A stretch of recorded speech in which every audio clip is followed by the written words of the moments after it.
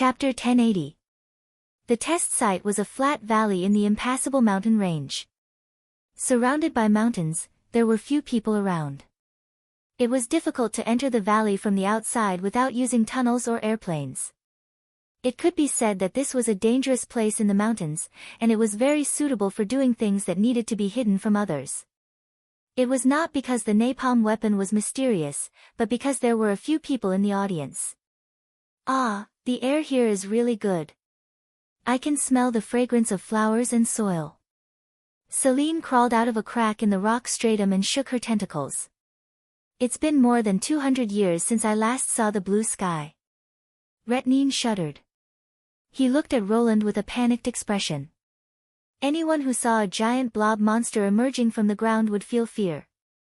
If this was a disaster movie, this kind of classic appearance would definitely be a mini-climax that would require a special soundtrack. Not to mention the inexplicable voices in his head. One could be considered a qualified officer of the administrative office if he was not frightened on the spot. That was also the reason why Roland chose to test the weapon in the valley. Don't worry. They used to be human beings, but they became like this because of the demons. He patted the alchemist on the shoulder. The voices you hear are their minds talking. If you want to talk to them, just say it or repeat it in your mind. Like this.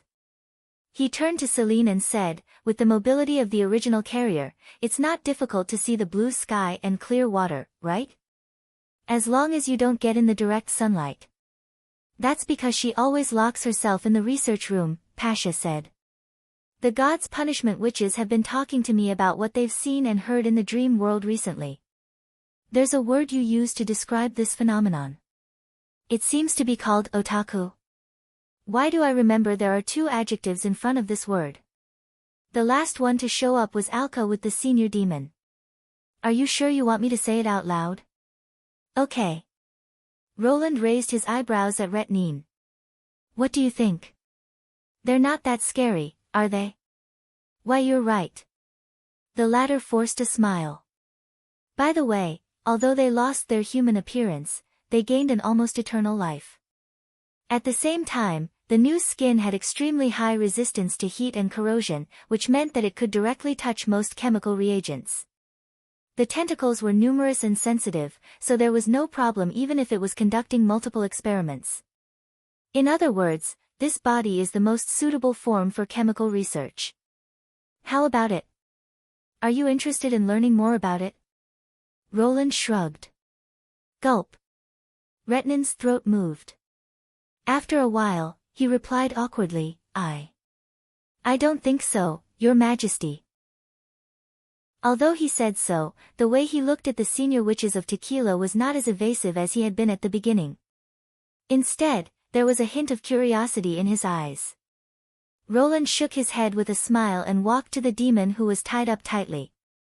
Even though the other party had lost his legs, he still had all the restraining techniques he should have. After all, this body was still a divine punishment body. He squatted down to the same level as the other party. I remember your name is Kabu. Ridhabi, right? Without the telepathic connection, the demon could not understand Roland's words even though he was occupying a human body. However, he still expressed his thoughts with his eyes. The undisguised hatred and hostility transcended the racial barrier. Even though they did not speak the same language, they could still understand each other. Roland continued indifferently, this is a fireworks show specially prepared for you. You've committed numerous crimes in the land of Dawn and destroyed half of the human kingdom. Now it's our turn to avenge you. You can enjoy the show now. Then he nodded to Retnine. Get ready for the experiment. The alchemist glanced at the demon and replied loudly, I won't ask questions until His Majesty takes the initiative to explain. Yes. Your Majesty. After everything was ready, everyone entered the bunker tunnel, leaving the demon alone against the mountain wall. Countdown to ignition. 10, 9, 1, detonate.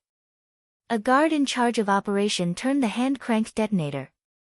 In an instant, a ball of red flame rose in the center of the valley. Unlike the demonstration of high-yield explosives in the previous artillery exercise, the flame this time was not bright and even looked a little dim. The flame was surrounded by a large amount of black smoke, which looked heavy and thick. Both the sound and the degree of shock were far less than the earth-shattering explosion. But soon, everyone felt the uniqueness of the new weapon. Through the observation hole, they clearly saw that the black smoke did not disperse quickly. Instead, it rose slowly like an opaque curtain. It was not so much a cloud of smoke, but more like flaming magma. The scorching airflow pushed the fuel high into the air and scattered it like an open umbrella. When the umbrella was fully opened, the flashing red light did not disappear. Instead, it became brighter and quickly turned the falling fuel into flowing flames. Roland knew that it was the effect of the aluminum powder and iron oxide in the combustion-supporting layer being ignited. The heat released by this reaction seemed to bring about a second continuous explosion. The whole process took a few seconds. The rain of fire splashed in all directions, and the places that came into contact with it immediately ignited a new fire. Even though he had left enough of a safe distance, he could still feel the bursts of hot wind blowing on his face. Under the effect of gravity, the black smoke and the flames finally completely separated. The former dissipated in the sky, while the latter completely dominated the earth. There used to be a forest and a stream in the center of the valley, but now there was only a crackling sea of fire. As for the experimental animals, Roland felt that it was no longer necessary to check them. On the other side of the tunnel, Elsa could not help but curl up her main tentacle. If only there were such weapons in the Tequila era. Because the red mist was afraid of fire, the demon's outpost was always surrounded by barren land. It was impossible to disperse the red mist with just a few piles of firewood. Even if the witches found a way to create a high-temperature fire source, it would be difficult to do anything without magic power. But this weapon gave her hope of quickly eradicating the outpost. As long as she could transport it in, she could open a path for the follow-up army. And her comrades did not have to die helplessly under the attack of the demons and the red mist in order to buy time for the mortal army. She seemed to see the mist storage tower covered in flowing fire burning until it turned into a dazzling pillar of fire. The mind communication that only belonged to the original carriers passed quickly in the minds of the three senior witches. They did not even need to speak to understand each other's thoughts and emotions. Amidst their conversation, Urcha quietly shifted his gaze to the mortal man and sighed to himself. It was such a pity that he wasn't born 400 years ago. The fire lasted for nearly 4 hours before it gradually subsided. There was only a piece of scorched earth left in the valley, and there was nothing left to burn.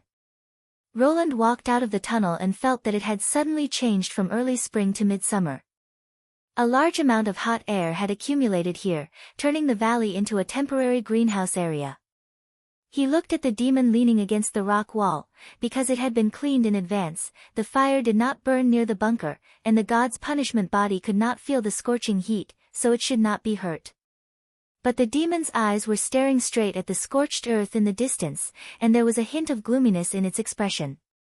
This was probably the result that Pasha and the others wanted to see. The tequila did not consider the possibility of the demon giving in or surrendering. They just wanted to let the demon know.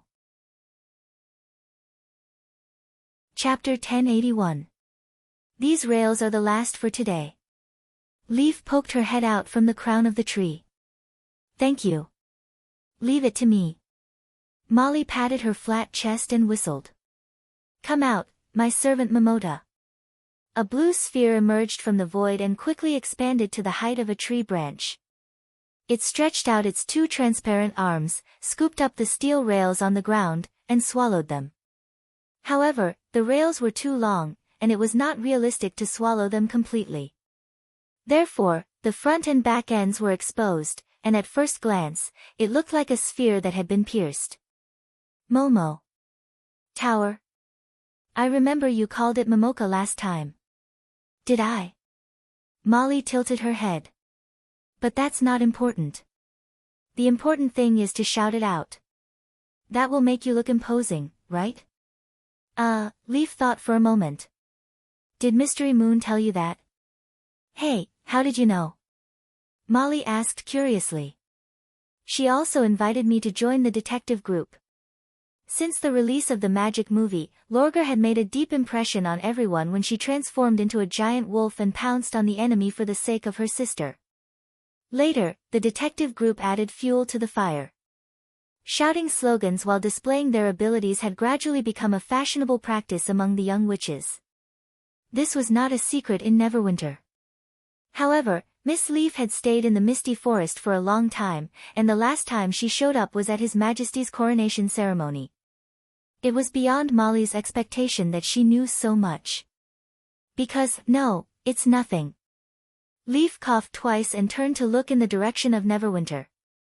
There are new supplies entering the forest. I'll go there first. Although Molly was eager to know the answer, she tried hard to suppress her curiosity and waved at Leaf. In the blink of an eye, the latter turned into a flickering spirit and merged into the shadow of the tree. It was said that this ability could make her appear from one end of the misty forest to the other in an instant. As long as it happened in the forest, there was nothing that Leaf did not know. Thousands of trees could also become the foundation for her to absorb magic power. Because of this, she could control the plants to continuously transport building materials to the front line. The efficiency of the magic servant was not even worth mentioning compared to this. This was the power of an evolved ability. Molly wondered when she could become like Miss Leaf. She had been in Neverwinter for about 4 or 5 months and could read and write well. After learning the principles of nature, it should be her turn to evolve. She climbed onto the head of the magic servant and controlled Momota to walk out of the forest. As soon as she left the forest, a bustling scene immediately appeared in front of her. 1, 2, 3, rise. A little more to the left. Slow down, slow down. Nearly 1,000 workers were standing on both sides of the railway that extended to the northeast, repairing Tower Station 0 in an orderly manner. As the first stop on the way to the Tequila Ruins, it also served as a cover for the terminus of the forest. 4 blockhouses were located at the 4 corners of the station, connected by trenches and retaining walls. Workers dressed in various colors, some of whom were even bare-chested, walked through them. If one did not know His Majesty's plan in advance, it would be difficult to associate this place with the front line just by looking at this scene. Oh, isn't this Miss Molly? Thank you for your hard work. Sorry to trouble you again today. The train crew is really busy. Miss Molly, there's a steam engine here that has fallen. Could you help us fix it? The magic servant slowly walked through the crowd with the railway. From time to time, people would greet her or ask her for help. She had only been here for a week, but many people had already remembered her name. Although Molly's main task was to prevent accidents from happening to the Seagull, as long as someone asked for help, she was happy to lend a hand, just like she had done on Sleeping Island. Molly also felt happy when she saw others smiling and thanking her. What made her even happier was that on Sleeping Island, only the witches and a few people from the fjords would thank her. Apart from loading and unloading the goods, there was not much she could do to help. Here, however, people treated her like a celebrity and needed her help everywhere. As the saying went, the more gratitude one had, the more happiness one had. As long as the Seagull did not take off, she would take the magic servant along the railway for a whole day. After leaving Tower Station 0, the scenery along the way changed again. Columns of smoke vaguely appeared in Molly's field of vision. Those were the traces left by the trains. In fact, these steel beasts were the main force that replaced Leaf. They constantly transported materials out of the forest and to the front line, as if they would never feel tired. The railway she carried was only a small part of the remaining steel beasts. Unfortunately, according to Princess Tilly, these big guys were not that easy to make. So far, Neverwinter only had 2 or 3 of them. This was also the reason why the Seagull needed to frequently travel between Neverwinter and the front line. No matter what happened in the war on the fertile plains, the production in the rear had to be maintained. The closer they got to the end of the railway, the more soldiers in uniforms she saw. After a week of observation, Molly could roughly distinguish between new soldiers and experienced soldiers. Those who sat on the ground listening to the instructor's instructions and stole glances at her from time to time were the former, while those who were concentrating on cleaning the weapons in their arms and ignoring her were the latter. Look carefully. These are the known forms of the demons. An instructor tapped on the picture on the small blackboard. The most common is the mad demon. It's burly and has thick arms. It can throw bone spears accurately, but it can't throw them continuously, unless it's desperate. Ha ha ha. The crowd burst into laughter. Stop laughing. The instructor scolded. When you see it, I'm afraid you'll be so scared that you'll wet your pants. At this time, neither running away nor surrendering can save your poor little lives. The only right thing to do is to aim at it and pull the trigger. Kill it before it kills you. Do you understand? Yes. The crowd responded in unison. Then let's look at the next picture. He pointed to another picture. These monsters with eyes on their foreheads are the fearsome demons. Although their numbers are far less than the previous one, they're much more powerful.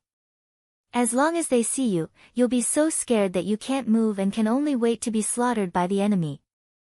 This kind of strange mental attack can be restrained by the God's Stone of Retaliation.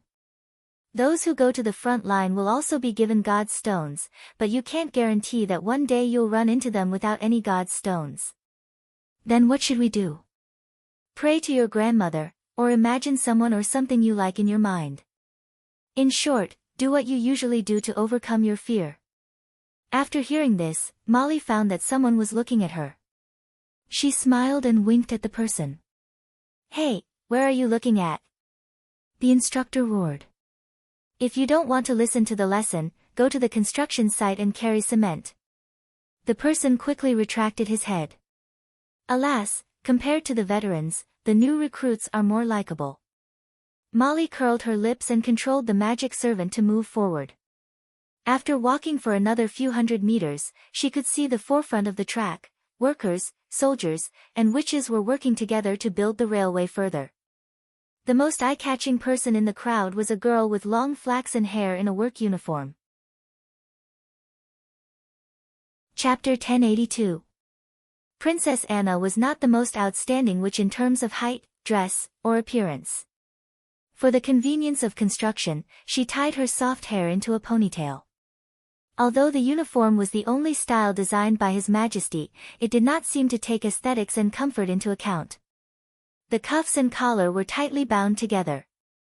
Also, because of the long time spent in the wild, the clothes looked a little dusty.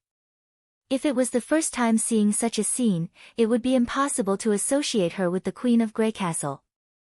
But Molly was very envious.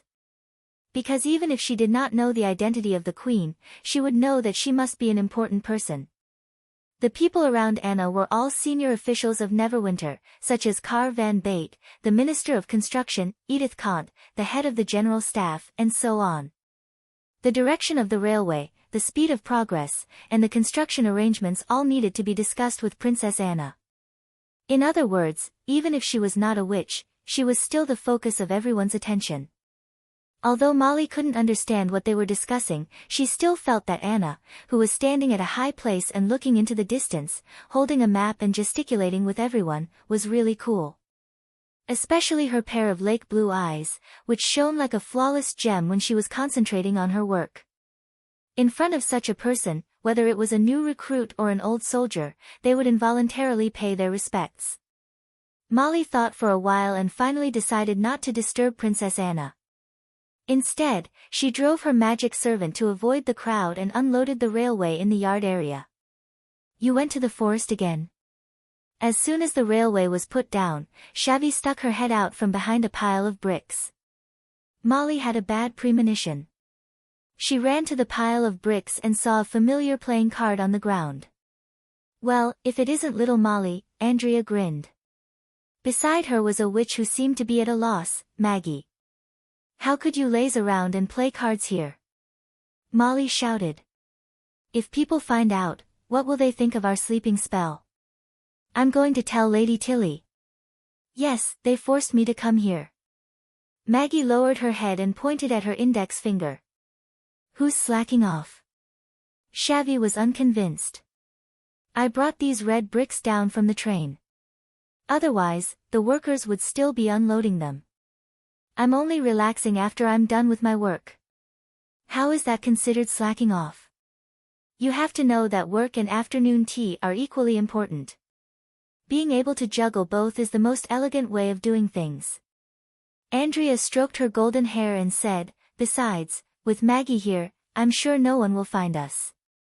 After all, it's not allowed to involve Lady Tilly. You can rest assured about this. By the way, do you want to join us? No matter what, 4 people is more interesting than 3 people. Of course not. Just as Molly was about to refuse, she was interrupted by an urgent alarm. Woo, woo, woo.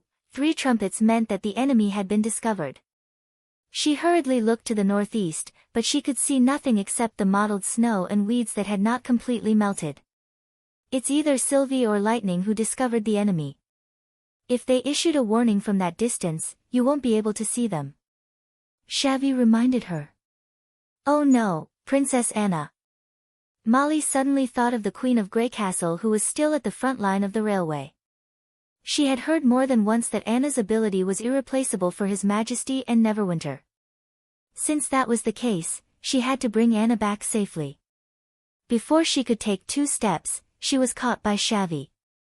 Princess Anna naturally has guards around her. You won't be of much help even if you go there now.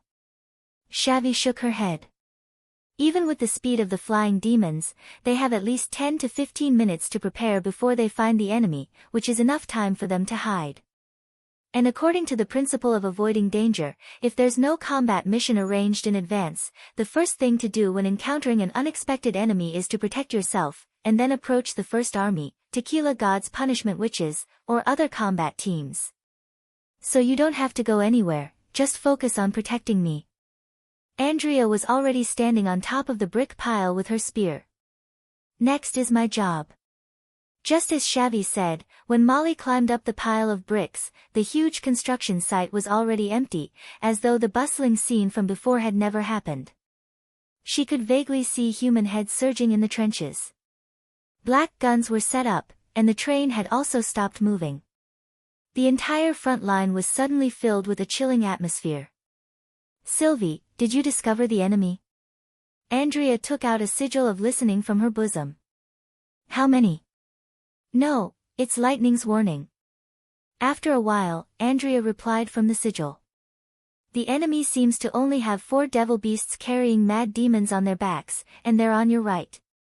There's no sign of senior demons. Only 4. Seems like it's just a chance encounter. Maybe, but don't let your guard down, Sylvie warned. You should be able to see them in 5 minutes. A moment later, the demons arrived as promised. The 4 black shadows were particularly eye-catching under the clear sky. Undoubtedly, they had also seen the railway line on the fertile plains. But strangely, the demons did not immediately attack, but hovered in the distance. Why are they hesitating? Shavi frowned. This doesn't seem like the style of demons. Can you hit them? Molly asked. No, they're too far away. Andrea shrugged. Even if I toss all the coins, none of them will stand up. Of course, there's another way. Molly automatically ignored the part that she did not understand. What way? For example, changing to a bigger gun. Andrea smiled and pointed to the side of the brick pile. Can I borrow your magic servant? At this moment, Molly noticed that there was an astonishingly large firearm placed there. Just the barrel alone was more than a meter long. At the same time, she immediately understood what the other party meant. It was impossible for a single person to operate such a heavy weapon. Do you also carry this when you play cards? It's all thanks to Maggie. Andrea spread out her hands. And it's only a basic requirement for a warrior to carry a weapon that might be useful with you. Molly did not say anything. She raised her hand and summoned her magic servant, grabbed the huge firearm, and put it on top of her head. At the same time, she ordered Momota to lower its body and spread out into an oval cushion. It's a pity that I didn't bring you with me last time. Andrea laid on top of the gun and tried to feel it. This gun seat is much more comfortable than Ash's. Raise your head a little. Yes, this is the angle. What about now? Molly adjusted the shape of the servant. Just right. By the way, can you shrink its arm? As small as the thickness of a finger. That's not a problem, but it won't be able to grab heavy objects this way. That's okay. Just keep it like this. Andrea stuffed the shrunken servant's arm into her ear and then held the gun. Don't forget to plug your ears. As soon as her voice fell, she pulled the trigger. A loud bang came from the muzzle. Chapter 1083. The other three demons immediately responded. They controlled the devil beasts to scatter and flew back in the direction they had come from. Soon, they disappeared into the sky. While retreating, one of the demons turned around and threw a spear into the head of the flying mount, which had half of its wing broken and was spiraling down. Even though Andrea had been staring intently at the target, the second coin did not appear. They actually escaped. Shavi exclaimed in surprise. What are they doing here? It was the first time for the demons to escape before the battle. In Andrea's impression, this ferocious group would never stop until they had bitten their target. It didn't look like it was attacking, nor did it look like it was scouting. It just kept circling back and forth, which was quite surprising. I don't know. Andrea released the trigger. And they seem to have figured out how to avoid being sniped. It seems that the enemy is also a quick learner, don't you think so, little Molly? She smiled and looked at Molly, who was rubbing her ears. You should have warned me earlier next time, Molly complained. The weapon was as loud as a cannon, and she almost failed to protect her ears in time.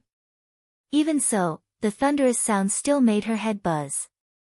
Sorry, I didn't expect the guiding line to appear so soon. Maybe my ability has improved again. Andrea blinked.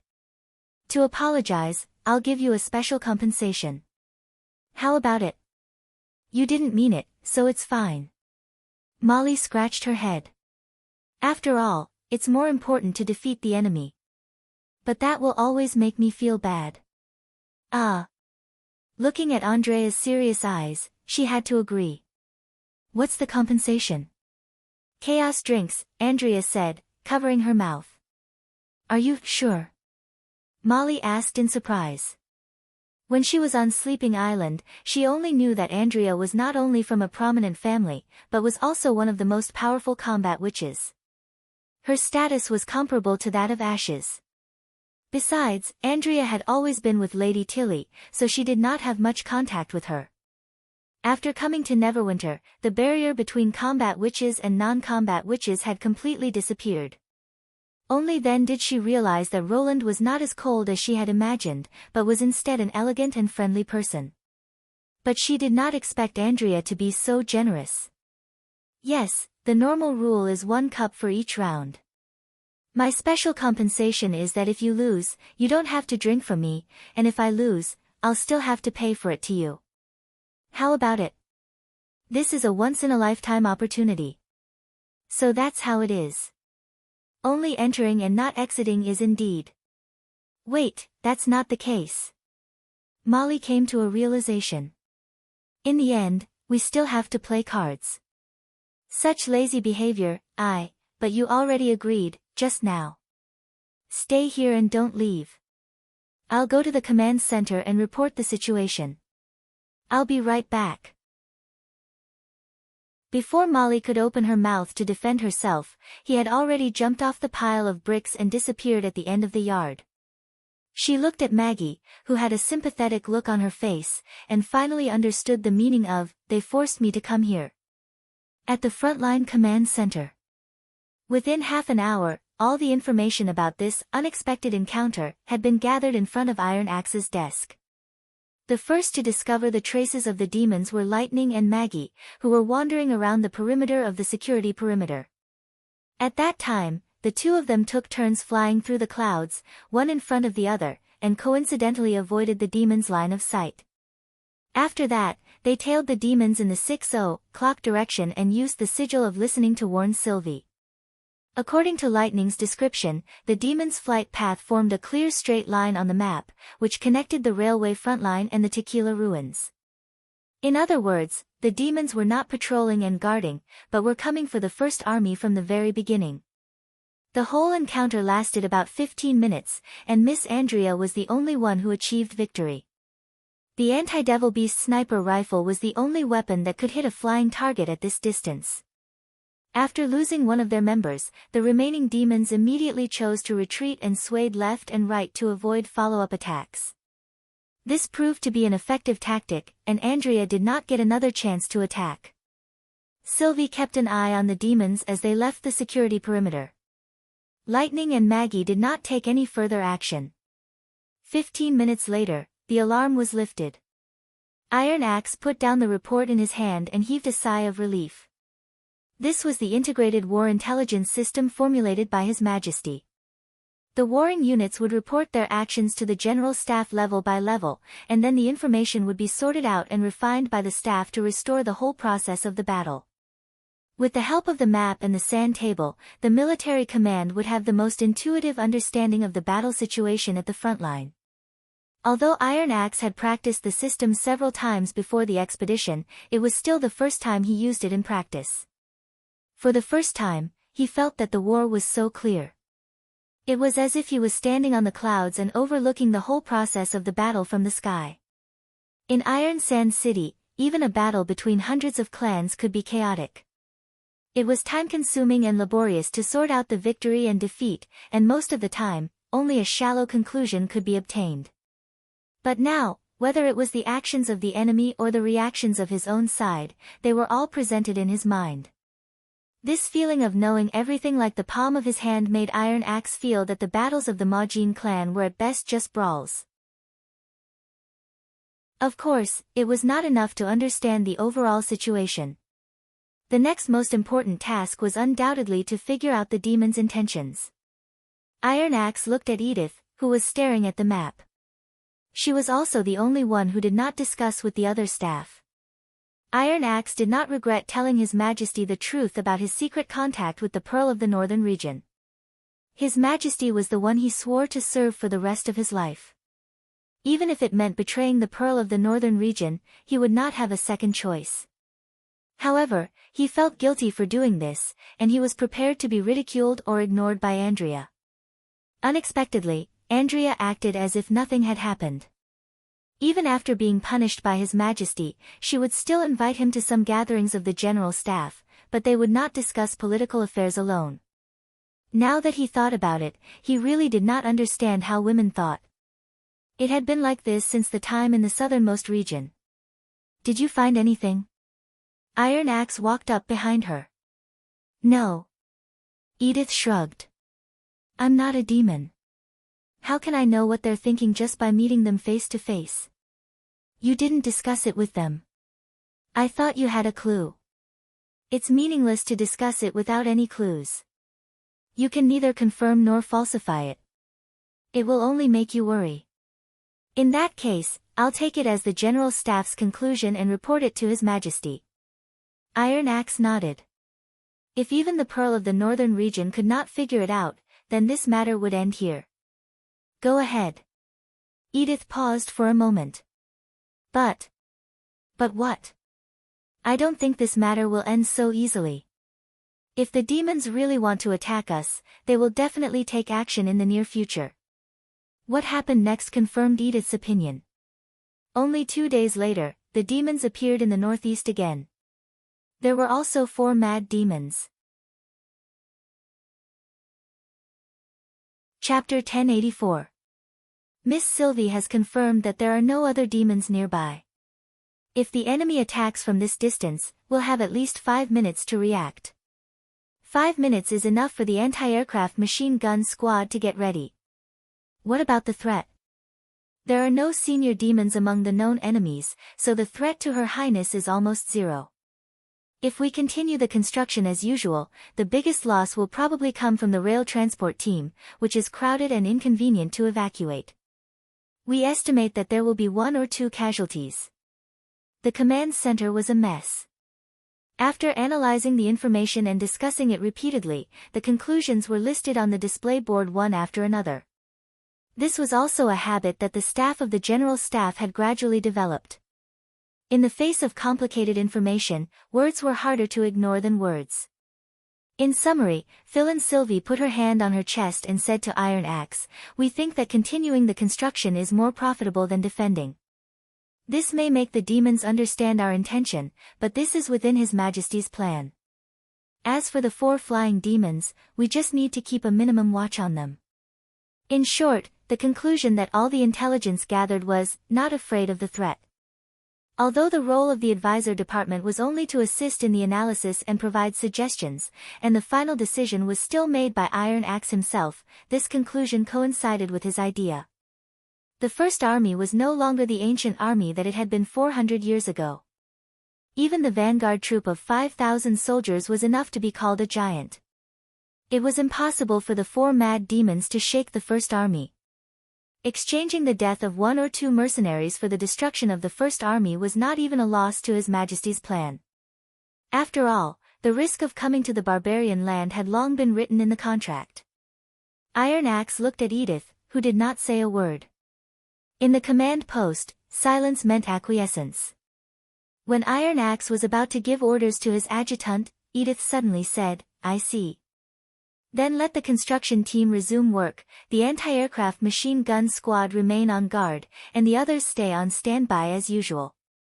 She was not talking to him, but to Agatha, Phyllis, and the others. "Do you have a way to directly swat those flies to death?" "You mean, take the initiative to attack?" Agatha frowned. "Yes, I always feel that it's not a good thing to keep them watching." The Pearl of the Northern Region nodded. "As far as I know, the 2 girls who can fly have extraordinary combat abilities, right? With the cooperation of Miss Chin-shi, they might be able to catch them all in one fell swoop. This is beyond the capabilities of the First Army, and only you can do it." "This?" Agatha hesitated. "In theory, only when there are 2 demons will their attack be risk-free. Otherwise, once the enemy threw a spear, it would be very difficult to dodge at close range.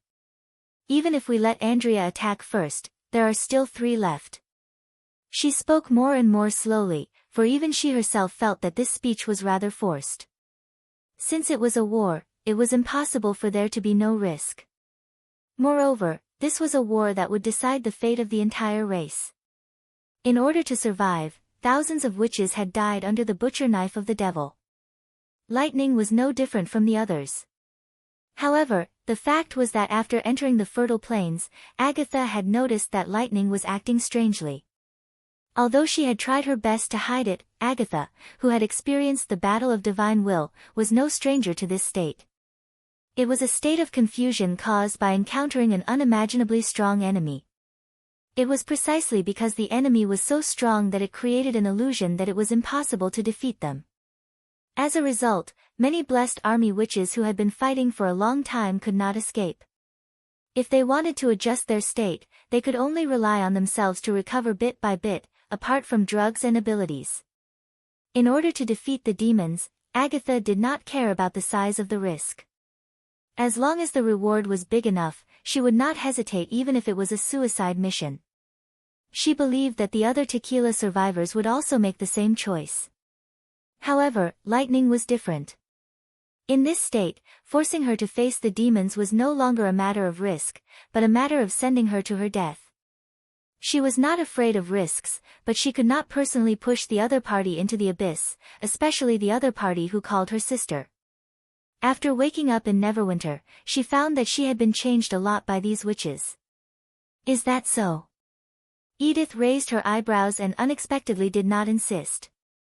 "What if it's just to drive them away? We can use the magic arc to hide ourselves and let Miss Dawn find a chance to kill them. I think it's better than letting the demons watch us." Agatha and Iron Axe looked at each other and said, "No problem. I'll inform the Special Operations team." In the following 10 days, the demons and the First Army formed a strange, tacit understanding. Almost every day, a team of devil beasts would wander around the perimeter of the defensive line. Sometimes, there would be 2 or 3 teams, and they would appear in different directions. However, in Sylvie's vision, their movements were not hidden at all. Often, before they entered the visible range, the first army would know their whereabouts in advance. Probably because there was no opportunity for them to take advantage of, the demons did not launch any attacks except flying along. In the beginning, the existence of the demons had a certain impact on the construction team. However, after a few days, everyone got used to this situation and continued to work hard.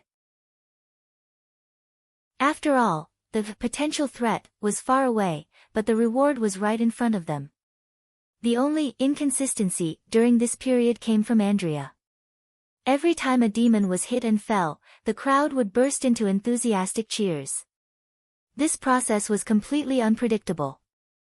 Sometimes it did not happen in a day, and sometimes it even happened 2 or 3 times. Although most people did not know about the existence of the Special Operations Team, there was no doubt that this was the countermeasure taken by the army. There was even a new way of gambling among the workers. That was to guess the demon's doomsday. How many demons would come today and how many would go back? This kind of little game was very popular among the workers. As the construction was progressing smoothly, the first army soon advanced to the second railway node. According to the battle plan, stations would be set up every 50 kilometers along the railway line that was not protected by the misty forest. The reinforced concrete blockhouses were enough to ensure that the First Army could defend against demons several times their number with a small garrison. At the same time, the vanguard and the middle army could take care of each other, and the logistics would become more convenient. Armored trains cruising on the railway line would protect the stations. Even if the demons destroyed a section of the railway, it would not be too difficult to repair it. It could be said that with these stations, it would be impossible for the demons to uproot the Black River in a short time. They were like nails that firmly rooted the First Army in this vast and fertile land. Chapter 1085. After nightfall, the whole camp fell into a deep silence. The people who had been busy the whole day were now completely asleep, and the witches were no exception. However, Lightning did not feel sleepy at all. She had been like this for almost half a month, or rather, from the moment she left the concealing forest, she had felt an inexplicable uneasiness in her heart. The wound that was pecked by Maggie also began to ache, as if it was reminding her of what had happened that day. Lightning could not even tell whether the pain was her illusion or not. She tried many ways to distract her attention, but all of them ended in failure. However, with the naked eye, the wound did not change at all. It did not disappear, nor did it expand. It was like a scarlet spot stubbornly staying on her chest. This feeling of confusion made her feel haggard. She could not fall asleep until 3 or 4 o'clock in the morning. Even so, her short sleep would be filled with nightmares one after another, and she would wake up at the slightest sound. Looking at Maggie, who was sleeping soundly on her head, Lightning sighed to herself. She covered the quilt that Maggie had lifted, quietly got off the bed and walked out of the room. The witches' camp was located in the center of the camp, and there were God's punishment witches guarding the perimeter. She did not want to alarm the guards, so she directly flew out of the camp and finally landed on the track under construction. The bright moonlight shone on the road under her feet, and both sides of the track seemed to be reflected with a silver edge. The night wind blew through the field shrouded in darkness, bringing not only the rustling of the bushes, but also the sounds of birds and insects. In the past, Lightning would have enjoyed such a night scene for a long time, but now she had no mood to admire it at all. She did not even dare to look in the direction of Tequila. The monster hidden in the dark land seemed to be staring at her all the time, and every time she glanced over, the wound on her chest would remind her of this fact. Lightning looked at the crossties under her feet, and a bitter taste rose in her mouth. After more than a month of recovery training, she finally managed to overcome her fear and cross the low border wall of Neverwinter. She had thought that as long as she persevered, even if she could not face the senior demon of Tequila again, she could at least return to her normal state. But the result ruthlessly crushed this idea into pieces. Not only could she not use her awakened ability freely, but she always felt restricted when she flew. Even when she encountered ordinary demons, she lost the little bit of courage she had in the past. Otherwise, no matter what the enemy was up to, she and Maggie would be able to annihilate the 4 mad demons. Unfortunately, she could only follow the enemy from afar and wait for them to retreat on their own. It could be said that she was dragging everyone down. Thinking of this, Lightning couldn't help but feel a little teary. No matter how he tried to hide it, he couldn't hide it from everyone forever. Even the slow-witted Maggie could sense that something was wrong with her recently. Perhaps one day, she would abandon her timid self and fly to a higher place by herself. When that time came, what would she do?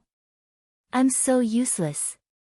Lightning squatted down and buried her head between her knees.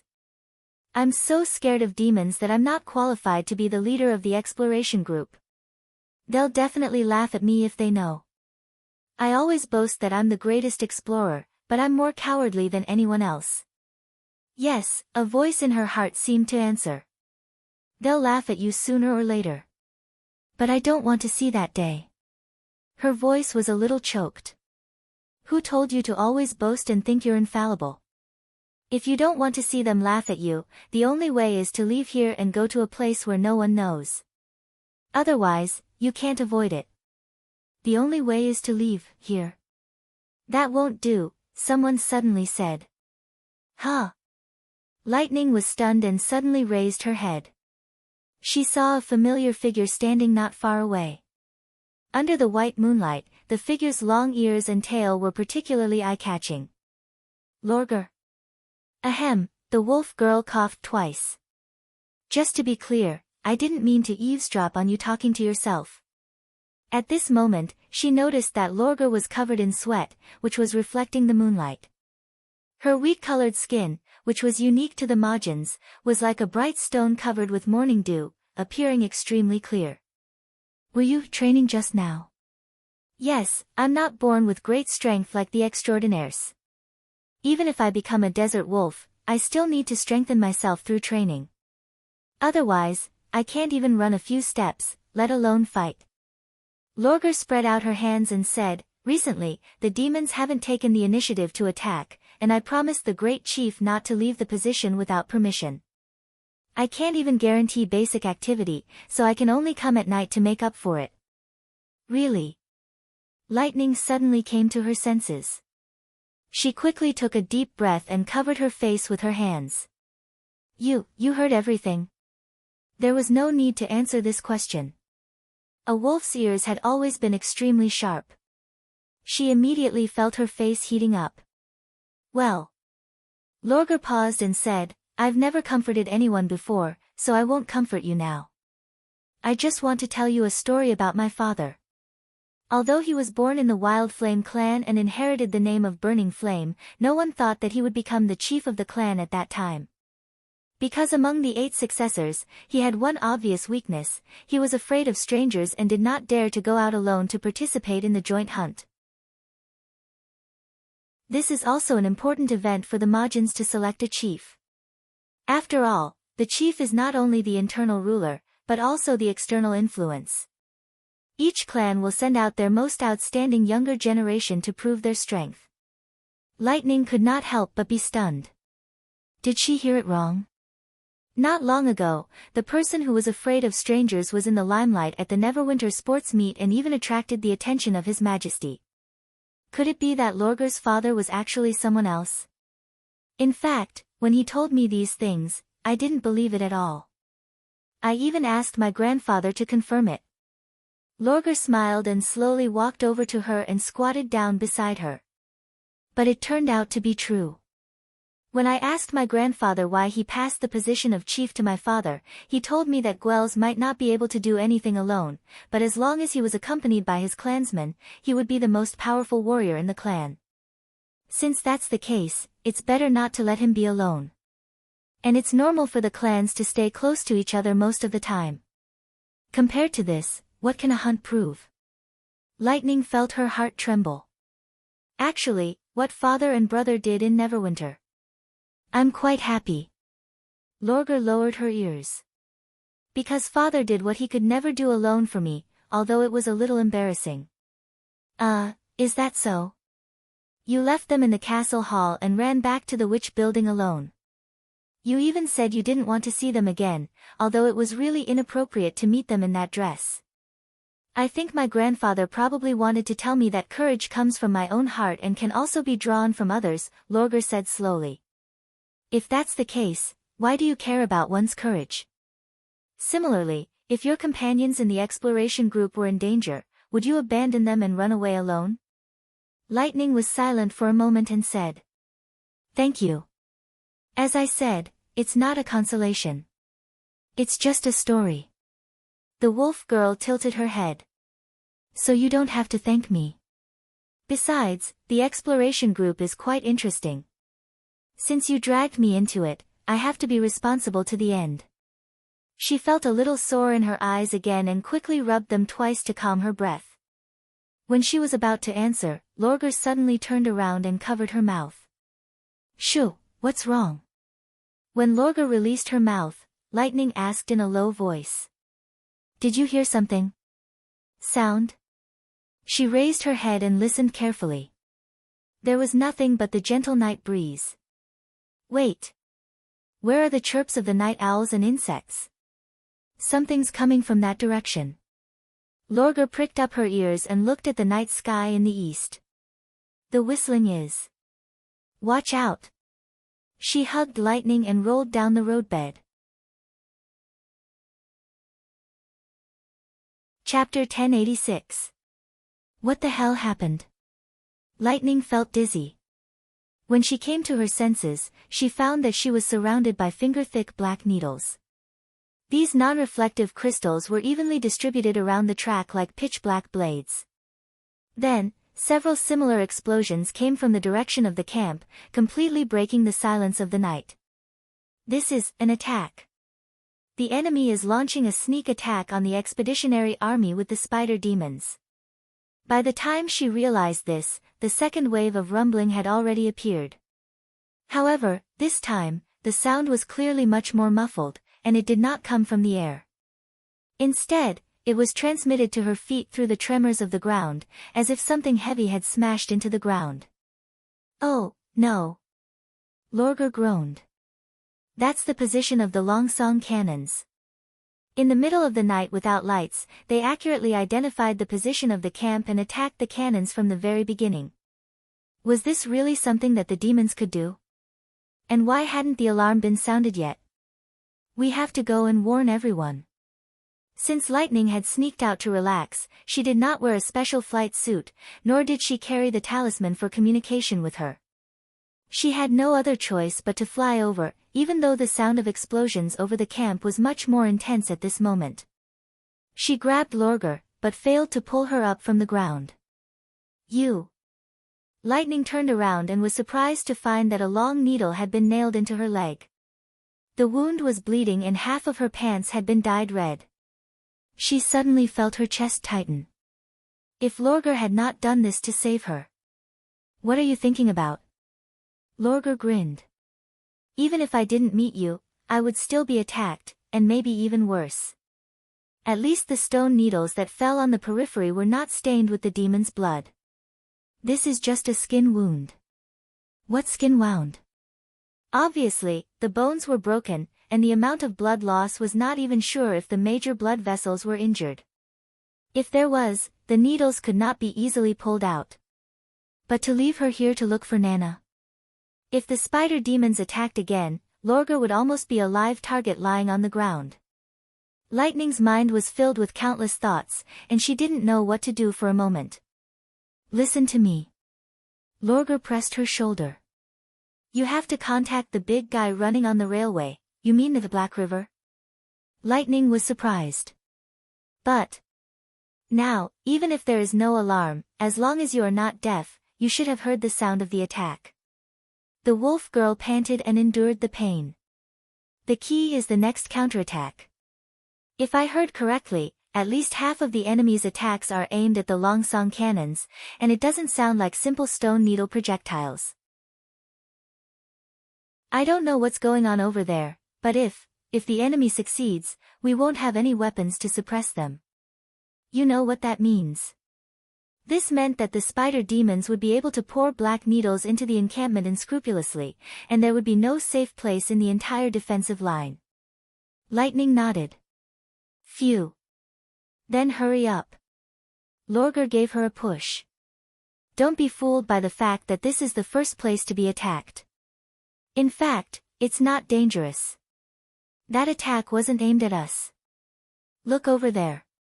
Lightning looked in the direction where the wolf girl was pointing and saw only half of the wooden sentry tower at the end of the railway track, as if it had been swallowed by darkness. So don't worry about me. Go find the Black River, the wolf girl gritted her teeth and shouted. You're the only one who can do it now. She was right. There was no faster way to notify the armored train cruising between the front line and Station Zero than to fly there. Lightning clenched her fists and looked at the wolf girl for the last time. She forced herself to turn around and fly toward the encampment. At this time, scattered gunshots could be heard. As Lorgar had said, the entire encampment had been awakened. Although they did not know where the enemy came from, no one was going to sit around and wait for death. The same went for the witches' barracks. The gods' punishment witches were the quickest warriors. Not only did they not sleep for long, but they also did not need to take off their armors when they fell asleep. At this moment, they were rushing to the battlefield in groups of 2s and 3s. She rushed into the barracks and saw Maggie running around anxiously. Where have you been, Koo? Maggie rushed up to her and hugged her. Why didn't you tell me you were going out, Koo? I'm sorry. Lightning suddenly felt a pang of guilt. She had thought that Maggie was careless and didn't know what fear was, but the truth was that Maggie didn't care about the fear of the senior demons for too long, but that didn't mean that she would forget about her companions. We'll talk about it later. I have to go to the Black River now. I'll go with you, Koo. No, you're needed here. Lightning wanted to say yes, but she refused. I'm afraid that Sylvie can't take care of the entire encampment by herself.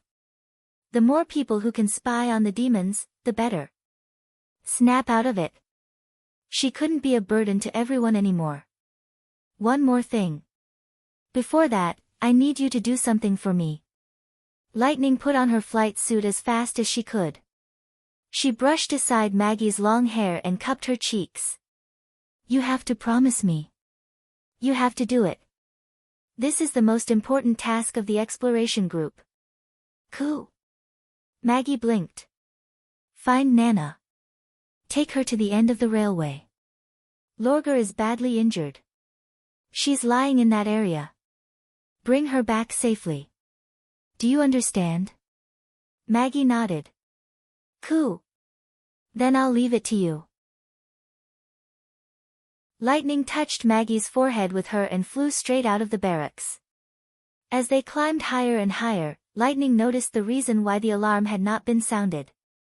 None of the 5 sentry towers outside the defensive line were left standing. Apparently, the first wave of the enemy's attack was aimed at the sentry towers. These sentry towers were supposed to be solid concrete bunkers. However, Tower Station No. 1 had just been built. They did not even have time to set up the barbed wire outside the trench, let alone complete the fortifications. What made Lightning even more uneasy was that the gunshots came from inside the barracks, which meant that the soldiers were fighting with the enemy inside the barracks. So far, there was no sign that the defense line had been breached. Although the enemy was still attacking, they were all long-range attacks. Who were they fighting with?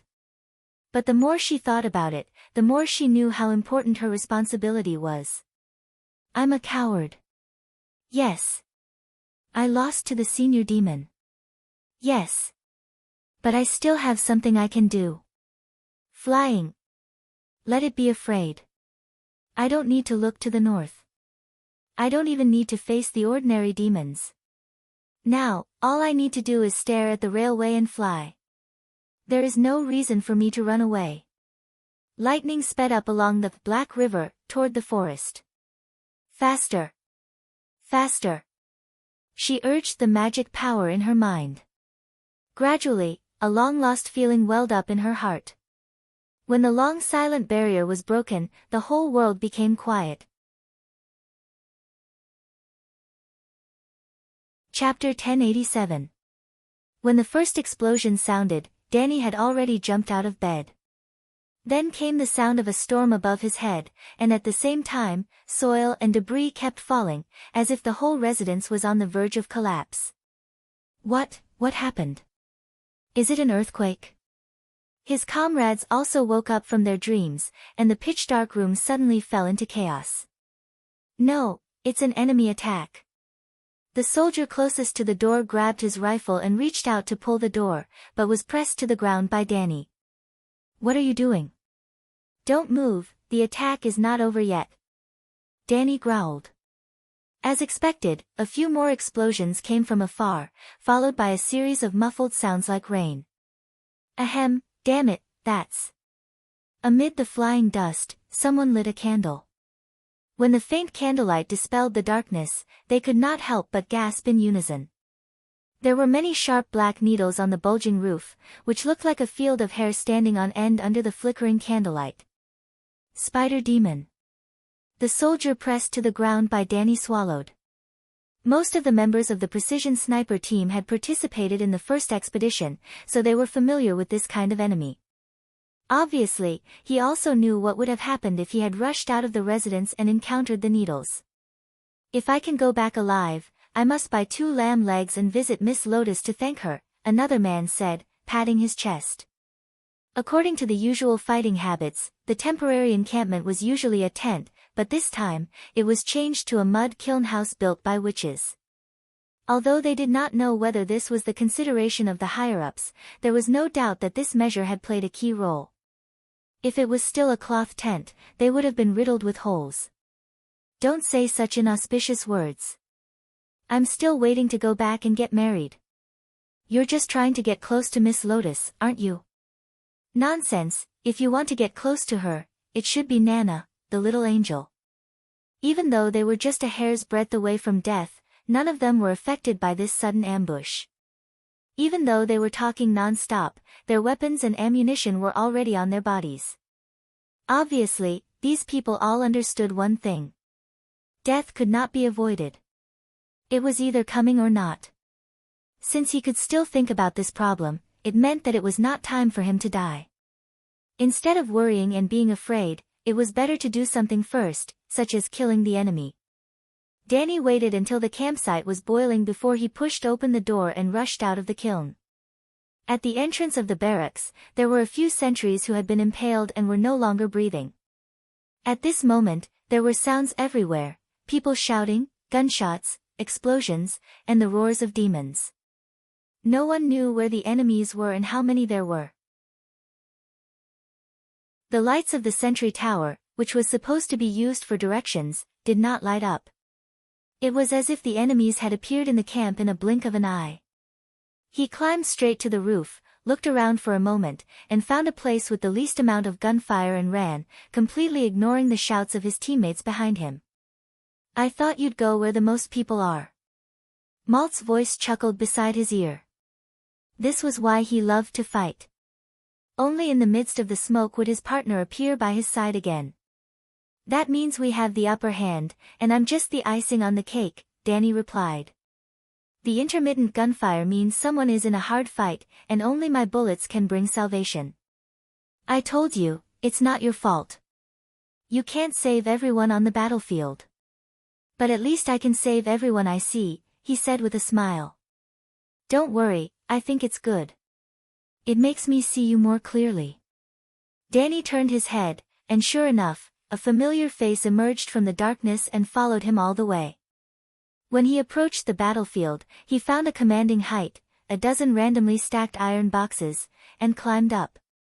As his vision suddenly became clear, he noticed that he was close to the position of the Longsong cannons, and several demons were using the bunkers to fight with the artillerymen. Obviously, the artillerymen, who lacked heavy weapons, did not have the upper hand. They could not suppress the enemy, nor could they seize the position when the demons threw their spears. In the distance between the barracks and the cannons, several people were impaled by bone spears and fell in pools of blood.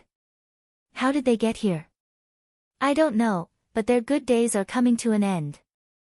Danny raised his rifle and aimed at a demon that was sneaking toward the barracks from the side. If it were to succeed, then it would probably give rise to a storm of blood in an instant. The demon had no idea that someone was aiming at it, and its whole body was exposed to the scope. Without hesitation, Danny pulled the trigger. A cloud of red mist rose from the back of the demon's head, and it fell from the roof. Even with only the moonlight to illuminate the distance, Danny would not miss at a distance of 100 meters. Well done. Pay attention to the left. Someone is moving. Danny saw 5 or 6 soldiers squatting in the corner, slowly moving to the edge. It seemed that they were going to risk their lives to enter the position against the demon's spears.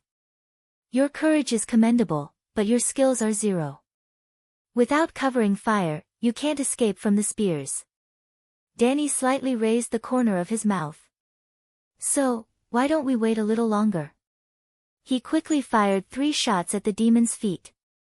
The sudden splash of dust and the whistling sound of the bullets startled the soldiers, who had just taken a step forward. You'll be cursed to death by them, Malt said worriedly. Ha ha ha. Danny finally burst into laughter. They'll have to be alive to curse me. He quickly turned the rifle and pointed at the mad demons who dared to show themselves. The demons who had been about to attack the barracks were completely suppressed and did not dare to show themselves. At this moment, there was another sound of something breaking through the air. Watch out! Look over there. Following Malt's warning, several black shadows fell from the sky and plunged straight into the position. Bang! Bang! Bang! The impact was so loud that the ground trembled slightly. In the moonlight, Danny was surprised to find that it was actually a few huge black stone pillars. After they landed on the ground, red mist spurted out from the stone pillars, and at the same time, there was a sizzling sound as if air was leaking. It was quite similar to His Majesty's steam engine. But he soon found out that it was not a machine. 3 stone slabs peeled off from the thick pillars and fell to the ground, bringing with them a large pool of blood. The pillars were divided into 3 parts, each of which was stuffed with a demon. They were wrapped in a living sack, like babies immersed in their mother's womb. When the scarlet liquid was discharged, they woke up and bared their ferocious fangs. But before the demons could walk out of the black stone pillars, a bullet accurately pierced through the head of one of the mad demons. Puff! The person who was shot swayed a few times before collapsing limply into the stone pillar. Chapter 1088. However, the enemy's attack did not stop. Instead, it became more and more intense. Later, a dozen more stone pillars fell from the sky, stirring up dust and red mist that almost blocked out the moonlight. The rubble hit the ground, making it difficult for Danny to even raise his head. Even the legendary Armageddon was nothing in front of this scene. One of the pillars fell right on the pile of iron boxes. The sudden impact sent Danny flying. When he came to himself, he was already lying on his back on the ground. Damn it. He coughed and felt a sharp pain in his chest. At the same time, his mouth was filled with the salty taste of iron. Malt, are you okay? I'm fine. Malt's anxious voice rang in his ears. But you're hurt. I guess my ribs are broken. Danny gasped against the stinging pain. It's okay. As long as it doesn't hinder me from pulling the trigger, I can still fight. He fumbled with his arm until he felt a familiar touch in his palm. Fortunately, he had not lost his gun. No, you have to get out of here. The faster, the better. Malt's voice was almost begging. Danny struggled to prop himself up and leaned against the twisted iron box behind him. Just this small action had almost exhausted all of his strength. In front of him, a black stone pillar that stood like a high wall was spewing red mist. It seemed that it was about to open. Danny slowly lifted the gun. Since he could not exert any strength in his chest, he put it on his shoulder and used his knee as the butt of the gun. He did not think he would miss the target at a distance of less than 10 meters. Enough. Don't be stubborn. Why don't you leave? For a moment, he felt that it was both Malt's scream and his own question. Because I don't want to stay away from this smoke, and I don't want you to disappear. The stone slab fell down, and at the same time, a gunshot rang out. The old friend in his hand did not let him down. Even before the enemy tore open the capsule, the bullet had already pierced through the target's head. But this time, the demon did not collapse. Indifferently, it walked out of the cylinder, shook off the broken sack stuck to its body, and revealed itself in front of Danny. It was a demon much larger than the mad demon, and its entire body was covered in strange armor. When it stood up straight, the elongated shadow shrouded him, as if it was covering the sky. In this darkness, only the enemy's eyes were glowing red. Danny pushed the second bullet into the chamber and pulled the trigger again. With a light clang, sparks burst out from the demon's chest, and at the same time, light blue ripples emerged, just like the surface of the water. The demon stared at him coldly and walked towards him step by step. He did not take out his weapon, nor did he quicken his pace. This was undoubtedly an expression of contempt. Danny mechanically repeated the actions in his hands, pulling the bolt, firing, and shooting. But the opponent just let the bullets hit him, not moving at all. No. Malt sobbed in despair. When he fired for the fourth time, a dazzling flame suddenly burst out from the demon's chest. Bang! Amidst the deafening sound, the man was sent flying, tumbling, and crashing into the metal box. Looking at the smoke coming out of the muzzle, Danny could not help but be stunned. Then a man stood in front of him. Back off, mortal. The man slightly tilted his head and said, "You're no match for it. From now on, we'll take over." He held an astonishingly large firearm in his hand, and the bullets at his waist were almost as thick as a wrist. Obviously, this was not something an ordinary person could carry. Moreover, the newcomer was also covered from head to toe in armor, looking somewhat similar to the demon. Special Tactics Squad. An idea flashed across Danny's mind. Ever since the first expedition, this unit had become the most mysterious unit in the First Army. They never showed up during training, and no one knew their exact number or location. The only thing for sure was that they were all selected by His Majesty, and could be said to be the most elite combat force in Neverwinter. Roar! The demon crawled out of the iron box and let out a breathtaking roar. Compared to its previous disdain, it finally changed its attitude and took out the double-edged sword from its back. Ha! A senior demon promoted from the Lord of Hell. No wonder the magic reaction is so strong. The man fearlessly rushed toward the enemy. And we've been living for this moment. Several soldiers in the same outfit followed closely behind him. After this group of people joined the battle, the situation gradually changed. Although they were carrying an astonishing weight, they could move at an extraordinary speed, forcing the enemy into a corner step by step. Moreover, their fighting style could be described as barbaric and violent. After emptying the ammunition, instead of looking for a shelter to reload, they stabbed their spears into the ground and madly hacked at the enemy. Although the demon was agile, it was surrounded by several lunatics at the same time, and the blue ripples on its body became dimmer and dimmer. Obviously, it had consumed a lot of energy. No wonder they were secretly trained by His Majesty. But this was also his stage. Let me back off. Unless I completely stop breathing.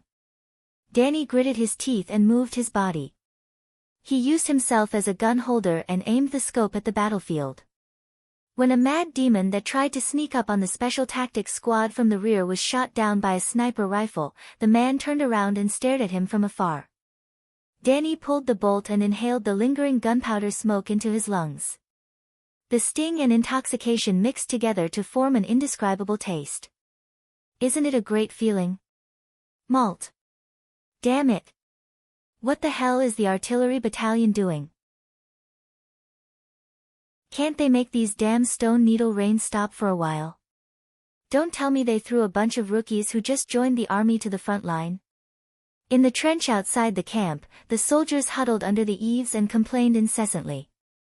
Fishball was one of them. Although he was in the anti-aircraft machine gun team, it was not the devil beasts that flew over from time to time in the night sky, but something even more incredible. It was not a good idea to stand outside and operate the machine gun. After they were awakened by the attack, they immediately stationed themselves in the defensive line according to the emergency plan. They encountered demons on the way, but they were soon knocked down by crossfire and mortars. As it turned out, the defensive line was not attacked at all. Their comrades on duty even asked them who they were shooting at in confusion. Just when everyone thought the next step was to clean up the scattered invaders, a new order came from above. No matter what the situation in the camp was like, they were not to leave the trench and be ready to fight the real enemy. A group of demons was attacking the camp from the east and the south. They were the main force of this night attack. Fishball couldn't help but recall the expedition a few months ago. The enemies swarmed toward them like a tide and ran faster than horses. Just the sight of them was enough to strike fear into anyone's heart. Fortunately, the First Army was well prepared. The dense firepower kept the demons at a distance of 200 meters. But now, there was no reassuring bunker on the defensive line, the artillery support was slow to arrive, and there was a wave of explosions above their heads every once in a while. Coupled with the extremely poor vision at night, he was not sure if this battle would be as smooth as last time. "They're coming!" someone suddenly shouted. "They're 1,500 meters away. Everyone, get ready." 1,500 meters. It's already good enough to see 200 meters away at night.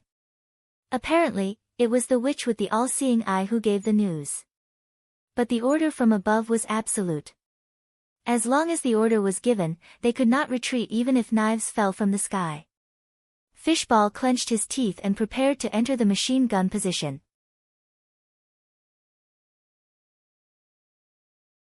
Chapter 1089. Could you please go faster? Lightning flew beside the cab, wishing she could go up and push the train. However, she also knew that even if Maggie were to push the mountain-sized train, it would be useless. "How about adding more coal to the furnace?" asked Roland. "Hey, little girl, the furnace will explode if the pressure is too high." The pilot of the Black River was a gray-haired old man who looked more like a friendly neighbor than a soldier. "Don't worry. The First Army won't be defeated so easily, even if the enemy is a demon from hell." Lightning pursed her lips and did not reply. Although she knew it was beyond her expectation that the train could run at such a high speed, she was still very anxious. It did not take them much effort to find the Black River by following the railway. After all, it was hard to miss such a large and eye-catching machine. Apart from startling the people on the train when they approached, the rest of the journey went smoothly. As a member of the Witch Union, the conductor soon believed her and ordered the train to turn around. However, Lightning could not relax at all. When the train turned to Tower Station Number 1, she finally got in touch with Sylvie. Sylvie's news made her heart sink. Not only had the demons seized the opportunity when the First Army was advancing and launched a surprise attack, but they were also rapidly approaching the camp from two directions. Without the support of the cannons, it would be even more difficult for the First Army to exert its full strength, which would undoubtedly make the situation even worse. After hearing the news, she could not be as confident as the old man. The only good news was that Maggie had successfully found the injured Lorger. With Nana's help, the wolf girl's life was finally in danger. "It's noisy and windy outside. Do you want to come in and sit down? It's not easy to shout every word." The old man took a puff of his pipe and leaned against the window. "It may be a little bumpy inside, but at least it's warm. This furnace is much better than a fireplace." "No. Thank you." Lightning looked at the trembling bridge and shook her head. "I think it's okay." Sure enough, this was the Black River's limit. If the train continued to shake at this frequency, even if the boiler could survive, the train would fall apart. "I can see that you're still worried about the situation over there. Are there any relatives or friends in the camp?" "Yes," Lightning replied worriedly. "So have I," he said, stroking his beard, "and two of them." "Huh?" Lightning couldn't help but be slightly stunned. She originally thought that the other party was calm because he had nothing to worry about. "I used to be a miner. I had 4 children in my life. Except for the eldest who died of a cold, the others all lived until His Majesty Wimbledon came. The old man smiled and said, they used to live like mice, small and weak, but after joining the army, they seem to have changed. This is also the reason why I am so confident in the First Army. A team composed of such people will not be easily defeated. Is that the case? Lightning couldn't help but ask, what about the other one? He's on this train. He tapped his pipe and said, he was the first lookout who saw you approaching.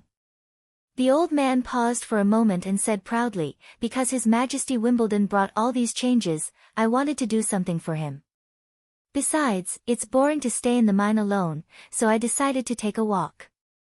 His Majesty chose a train team from those who were familiar with the operation of the steam engine, so I signed up. I didn't expect to be chosen. So the old man was not like what she had imagined. Lightning pursed her lips and was about to say something when the telephone on the bridge suddenly rang. Father, I see Tower Station number 1.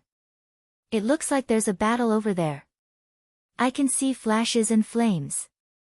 The old man's excited voice could even be heard by Lightning. How many times have I told you? This is the army. Don't call me father. The old man yelled into the phone. Just keep watching. I'm going to sound the whistle to tell them that reinforcements are coming. Then he twitched his beard at Lightning and said, see? I told you they wouldn't be defeated so easily, right? Then, he turned around, pulled the rope on his back, and shouted in a loud voice, go, boys. Woo! Half a quarter of an hour later, the Black River charged into the center of the melee, accompanied by a deafening roar of the steam horn and a loud deceleration. The stone needles that were stuck in the rails were all smashed into pieces. The collision of black stone and steel produced a series of dazzling sparks in the pitch-black front of the train. Perhaps the deceleration of the train had given the enemies the illusion that they could stop the steel behemoth.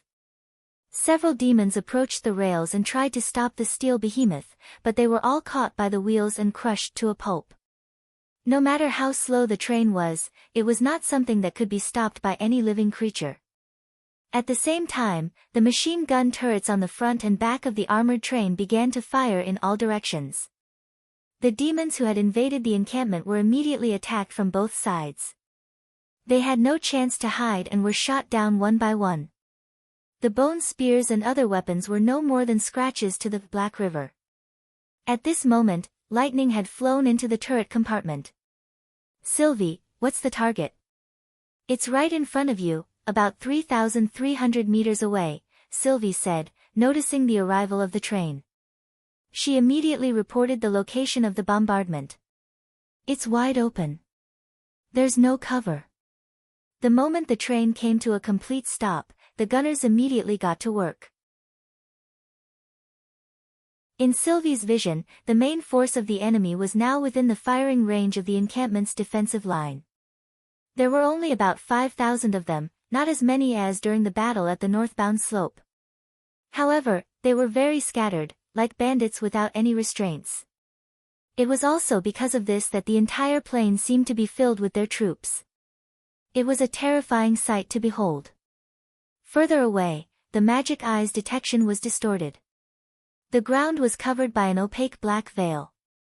Even the magic eye, which could see through any blind spots, could not see what was behind the veil.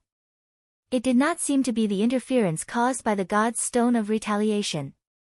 The anti-magic domain gave people the feeling of a silent, dead land. If there was, then there was. If there wasn't, then there wasn't. It was more like something else, something alive. But before she fell asleep, there was nothing there. The long needles and stone pillars that attacked the encampment came from the Black Veil. This was the most depressing battle that Sylvie had ever experienced. From the ambush to the surprise attack, her vision was restricted, and the demon's every move seemed to be aimed at her. She had no time to think about how the enemy had gotten so close to the encampment. Instead, she focused all her attention on the Black River. Since she could not see the exact position of the target, she could only make adjustments according to the results of the bombardment. Finally, the Black River let out its first roar. The scorching flames lit up the long body of the ship and the encampment in the dark. Faster than the sound, the cannonballs arrived.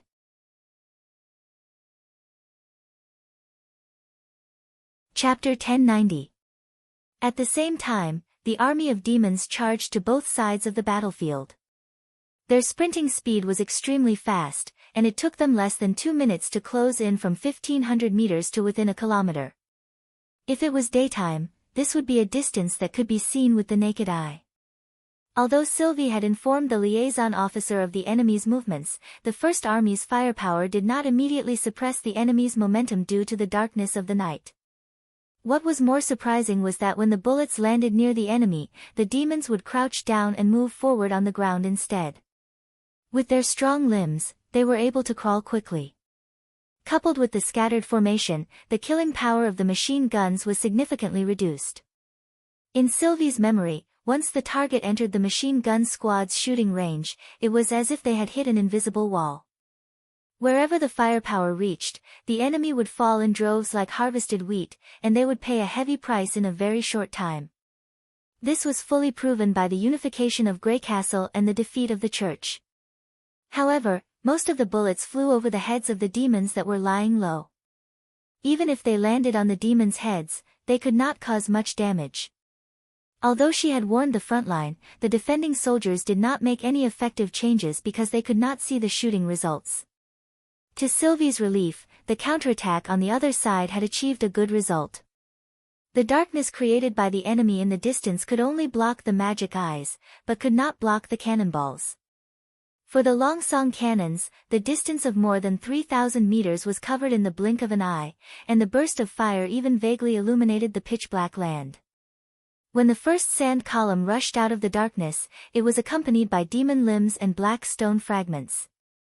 Considering the size of the blind area and the frequency of the enemy's projectiles, the spider demons in the darkness should be arranged in a column, so that they could pack as many aberrations as possible in a small area. Advance 20 meters in succession and shoot continuously. Sylvie shouted at the sigil of listening. Got it. No matter what, the most important thing was to destroy the enemy's long-range attack first. As long as the defensive line was still there, the demons could not easily cross over. The closer the distance, the less disadvantageous it would be to fight at night. Moreover, the First Army had many backup plans and did not completely rely on the machine guns. If the troops collapsed, there would be no way to save the situation. At the front line, Fishball prayed that the stone needles would not fall on his head as he gritted his teeth and got into the shooting position. In fact, he was very surprised that he dared to run out of the trench. In the past, he would have wet his pants and begged the commander to spare his life. Perhaps it was the words, "You are not a coward," that gave him courage, or perhaps it was the sound of gunfire behind him that gave him courage. He finally controlled his legs and did not become the first officer to be killed for desertion. Although he was just a small platoon leader, he was still a serious leader. But Fishball knew that he would not have agreed to carry out such a high-risk mission under normal circumstances. No matter how high the reward was, he would be. It could only be said that the army was an incredible place. As long as one person took the lead and charged out of the trench amidst the roar of guns and cannons, the rest would follow involuntarily. Under the influence of this atmosphere, Fishball felt as if his brain had stopped thinking and his body had become a machine. "Class leader, the ammo chain is ready," his subordinate shouted. Fishball took a deep breath and lowered the muzzle of the Mark-I. Although it was an anti-aircraft squad, the rifle was equipped with a horizontal ruler and a simple sight, so it could be switched to shooting at ground targets at any time. At the same time, the baffles on both sides of the machine gun were mainly used to defend against spears thrown from the air. Once the machine gun was completely flat, it meant that the back of the machine gun would lose its protection. The only thing he could do was to keep his head as close to the plank as possible and pray. After all, as long as he didn't die on the spot, he would have the opportunity to receive treatment from Miss Nana. The prerequisite was that the medical team's rescue was fast enough. As if he wanted to vent his fear, Fishball roared and pulled the trigger, unleashing a hail of bullets into the dark night. Explosions rang out from time to time. He could no longer tell whether they were from the Longsong cannons or the spider demons. Occasionally, some of the black stone needles would fall nearby, or even hit the baffle. The stimulation of several brushes with death made him numb, and he could not think of anything else other than shooting. "We're done. Reload. Coming. Where's the new ammo chain?" "Here." Just as he was barely able to see the enemy's figure, the gun bolt clicked, and the third box of bullets was emptied. "Bring me another box of ammo." "Didn't you hear me? Where are they?" Fishball turned around abruptly, only to find that the other two members of his squad had fallen to the ground, with half of the bloody stone needles stuck in their bodies. He was stunned for a moment, and then he yelled at the top of his lungs, "Medical team! Someone's hurt. We need treatment." In response to him was a series of continuous booms. At this moment, the mortars finally joined the counterattack. More than 100 shells soared into the air and rained down like hailstones within 400 to 800 meters, almost cutting the demon army in half. At that moment, it was as if countless flowers of fire had bloomed on the ground. The dazzling light not only illuminated the enemies, but also the bloodstains on the baffles of the machine guns. The turning point that Sylvie had been waiting for finally came. Although the bombardment from the Black River had weakened the spider demon's attack, the enemy did not give up. Every few minutes, several stone pillars would be hurled at the First Army. Now that the First Army was engaged in battle, each stone pillar could cause a lot of casualties. Even though Agatha, Shavi, and Molly were doing their best to assist the army in defending, it was impossible for them to guard the entire defensive line, which was hundreds of meters long, on both flanks. The only thing she could do was to tell the front line where they needed help during the bombardment. Until Maggie's voice came from the sigil of listening. "This is the artillery position, Ku. The Tequila Witches have killed all the invading demons, Ku. Commander Van said that they will be ready to fire soon. He hopes that you can guide them, Ku." Sylvie could not help but clench her fists. "Of course. Just stay there and don't move. I'll use the sigil to communicate faster than a phone call." Maggie got it, Ku. When the 4 Longsong cannons on the artillery position joined the counterattack, the demons' attack suddenly came to a halt. After only 2 rounds of firing, the demons reacted as if they had been prepared.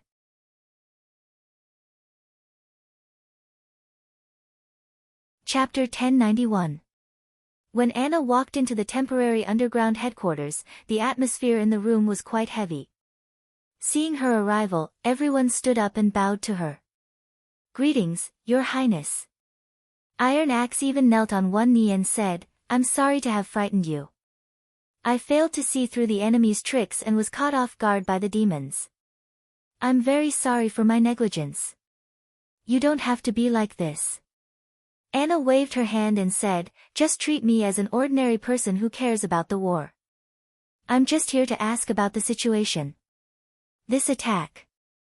Is everyone okay?"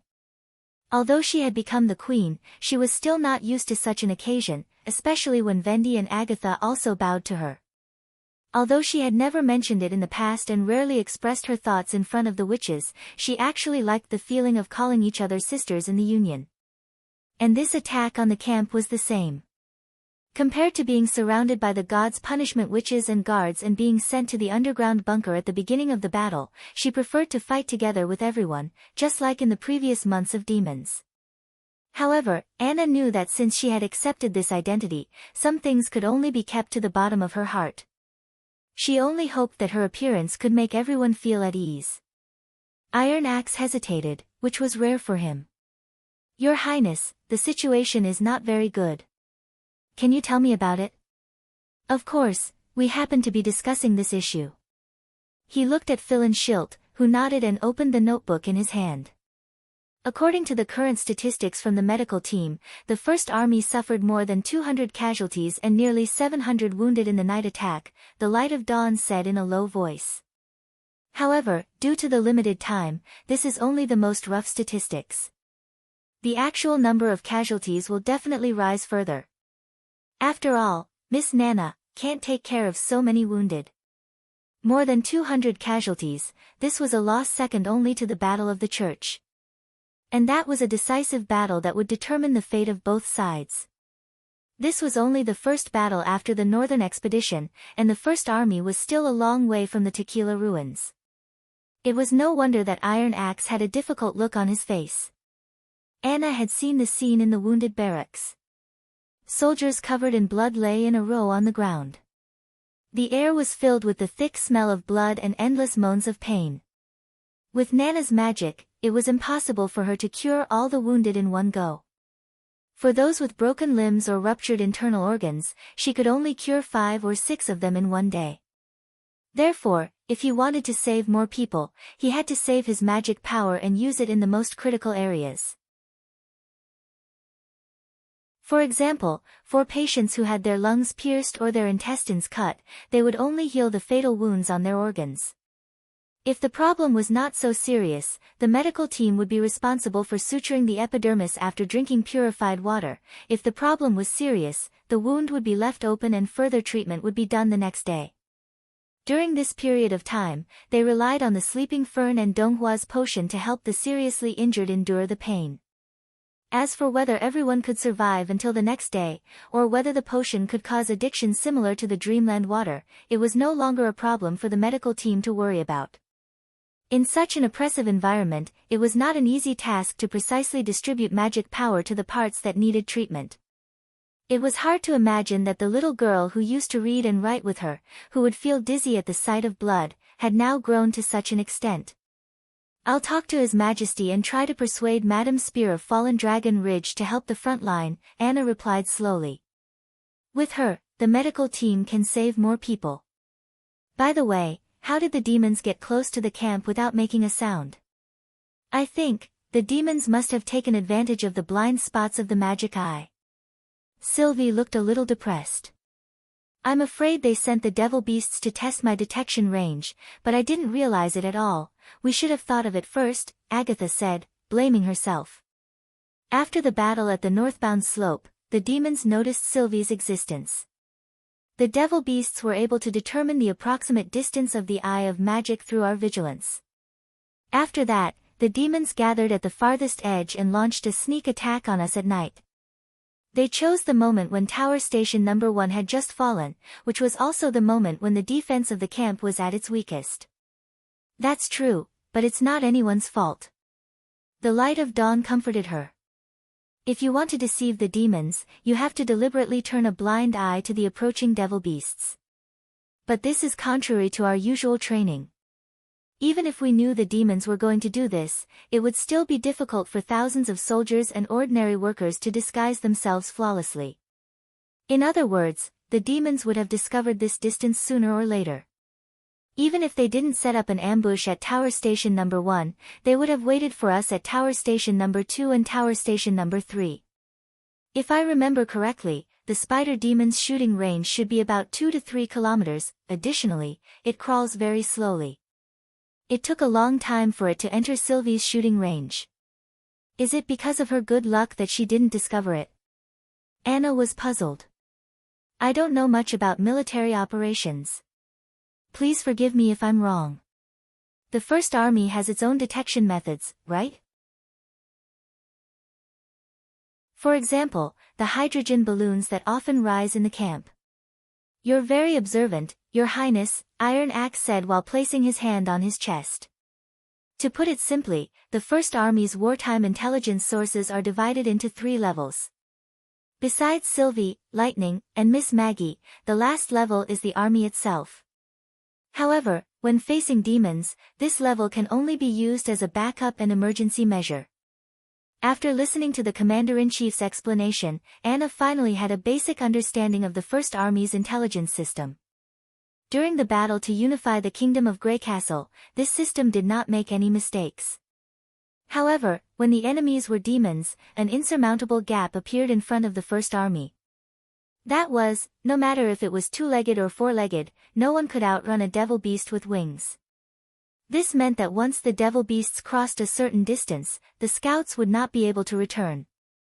They could not even survive, let alone send back any information. The devil beasts, which could hide in the clouds and wait for an opportunity, had an absolute advantage. Coupled with the flat terrain of the fertile plains, they were like eagles hunting chicks. As a result, the third level's intelligence circle was greatly reduced. Even Sylvie could not assist them.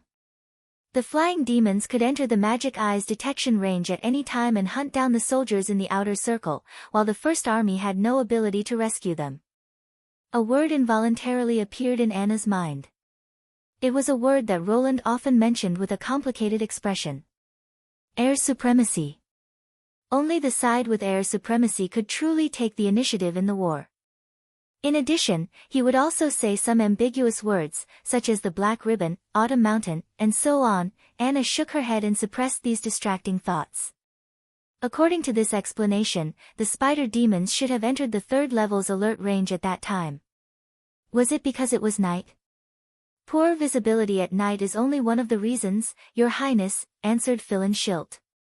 According to the analysis of the General Staff, those deformed monsters might have been waiting for us from the beginning. Anna blinked in surprise. You mean, they were buried in the ground in front of us? Yes, that's the only explanation for why those huge monsters appeared within our shooting range without a sound. Philin said solemnly, I've asked Miss Sylvie. She said that scanning through obstacles would consume a lot of magic power, and the range would be greatly reduced. Now that I think about it, those devil beasts were not only testing us, but also attracting Miss Sylvie's attention. As long as she kept watching the sky, she wouldn't have the magic power to pay attention to the changes underground. That's why the demons could accurately attack every corner of the campsite at night. If it was a stationary battle, it would be much easier. The black curtain that Sylvie saw was not to conceal their position, but to conceal the moment when the spider demons crawled out of the ground. Not only did the demons react quickly to the First Army's combat methods and intentions, but they were also extremely proficient in using magic power. It was indeed very difficult to fight against such an opponent. No wonder the atmosphere in the headquarters was so heavy. This was not a good sign. If Roland were here, what would he do? Just as Anna was about to say a few words of encouragement, Edith suddenly giggled.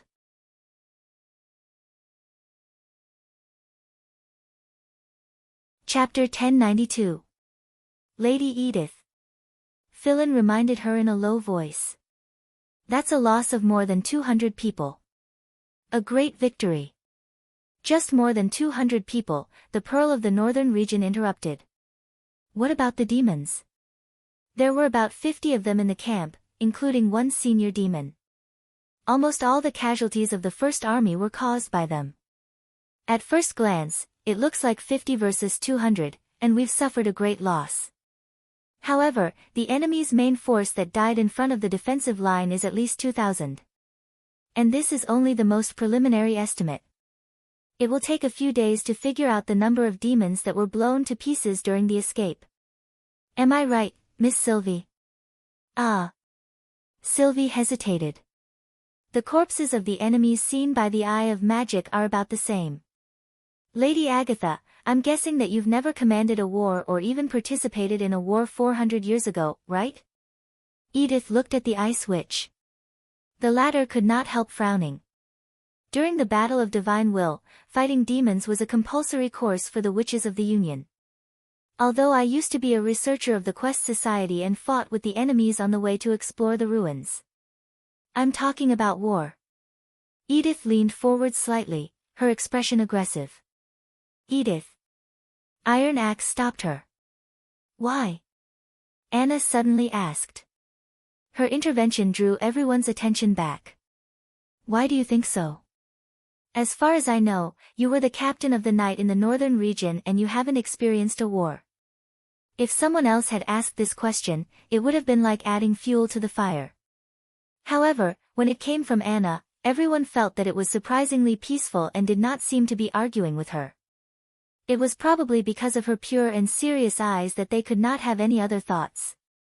Edith also restrained her momentum and replied with a hand on her chest. You're right. I haven't experienced a real war, but someone here has. She paused for a moment. Looking at her expression, I can tell what the result is. Her. Everyone followed the Pearl of the Northern Region's gaze and saw Phyllis, the representative of tequila, holding a cup of hot tea at the corner of the long table. The corners of her mouth were raised, and her eyes were full of smiles. Every once in a while, he would pick up the teacup and take a sip, as if he was tasting some delicious drink. For the tequila witches, this was not a common sight.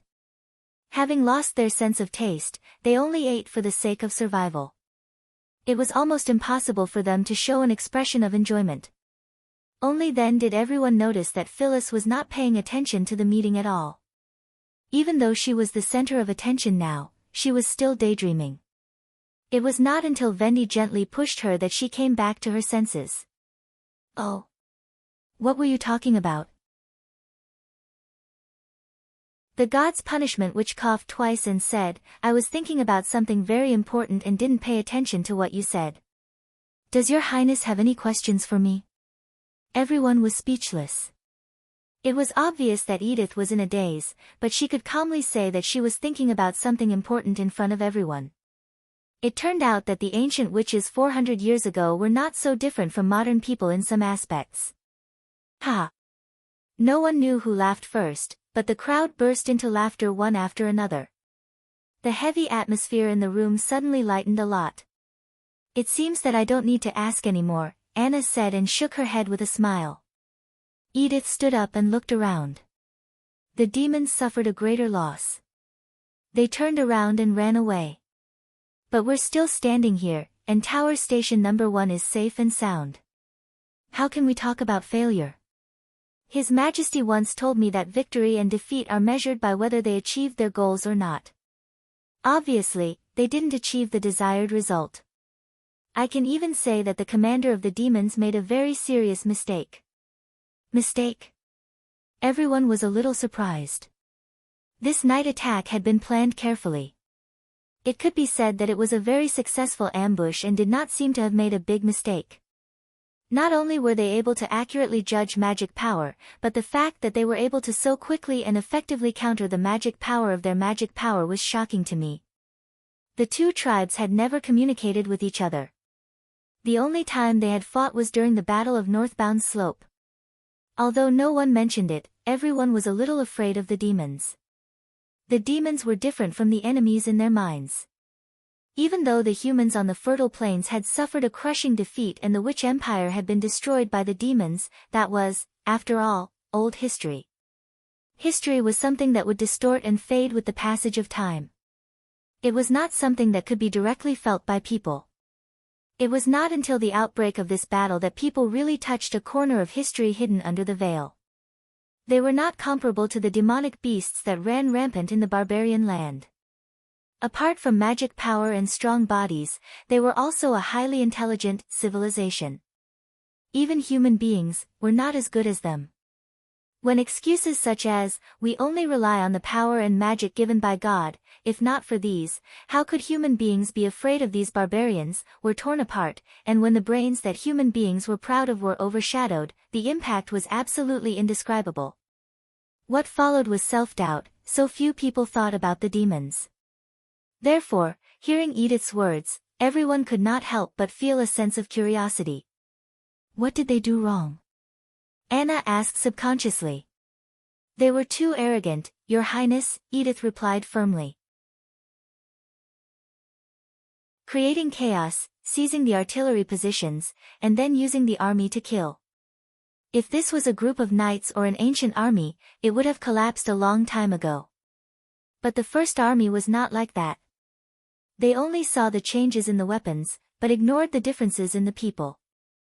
This was the biggest mistake made by the enemies. Everyone was suddenly shocked. From the beginning to the end, they only sent in about 50 demons, which meant that the new attack methods were not easy to implement. They should have tried to put them together to maximize their power. But how did they do it? They scattered the 50 demons into 4 areas, the barracks, the 2 trenches, and the artillery positions, the Pearl of the Northern Region said with fervor. The Pearl of the Northern Region said, "The demon commander is not a fool, so the reason why it gave the order is obvious. As long as a dozen demons are put in, the humans and the insects will be utterly defeated. Isn't it arrogant to show such blatant contempt?" Anna vaguely understood what the Pearl of the Northern Region meant. She could not help but clench her fists. If they didn't make this mistake, if they treated human beings as equal opponents, then they wouldn't have relied on these 50 demons to capture the barracks, but to eliminate as many enemies as possible. Edith nodded affirmatively. Suppose the enemy sent all the demons, including a senior demon, into the barracks, and the army did not move, while the spider demons sneaked up on us and left. What would the situation be like? Anna felt a chill run down her spine. The reason why 50 demons were exchanged for 200 demons was that they had scattered their forces and the seesaw battle to seize the positions had bought time for the reinforcements to react. If the enemies had rushed in from the beginning and treated the senior demon as a disposable weapon, the number of casualties would probably have been several times higher.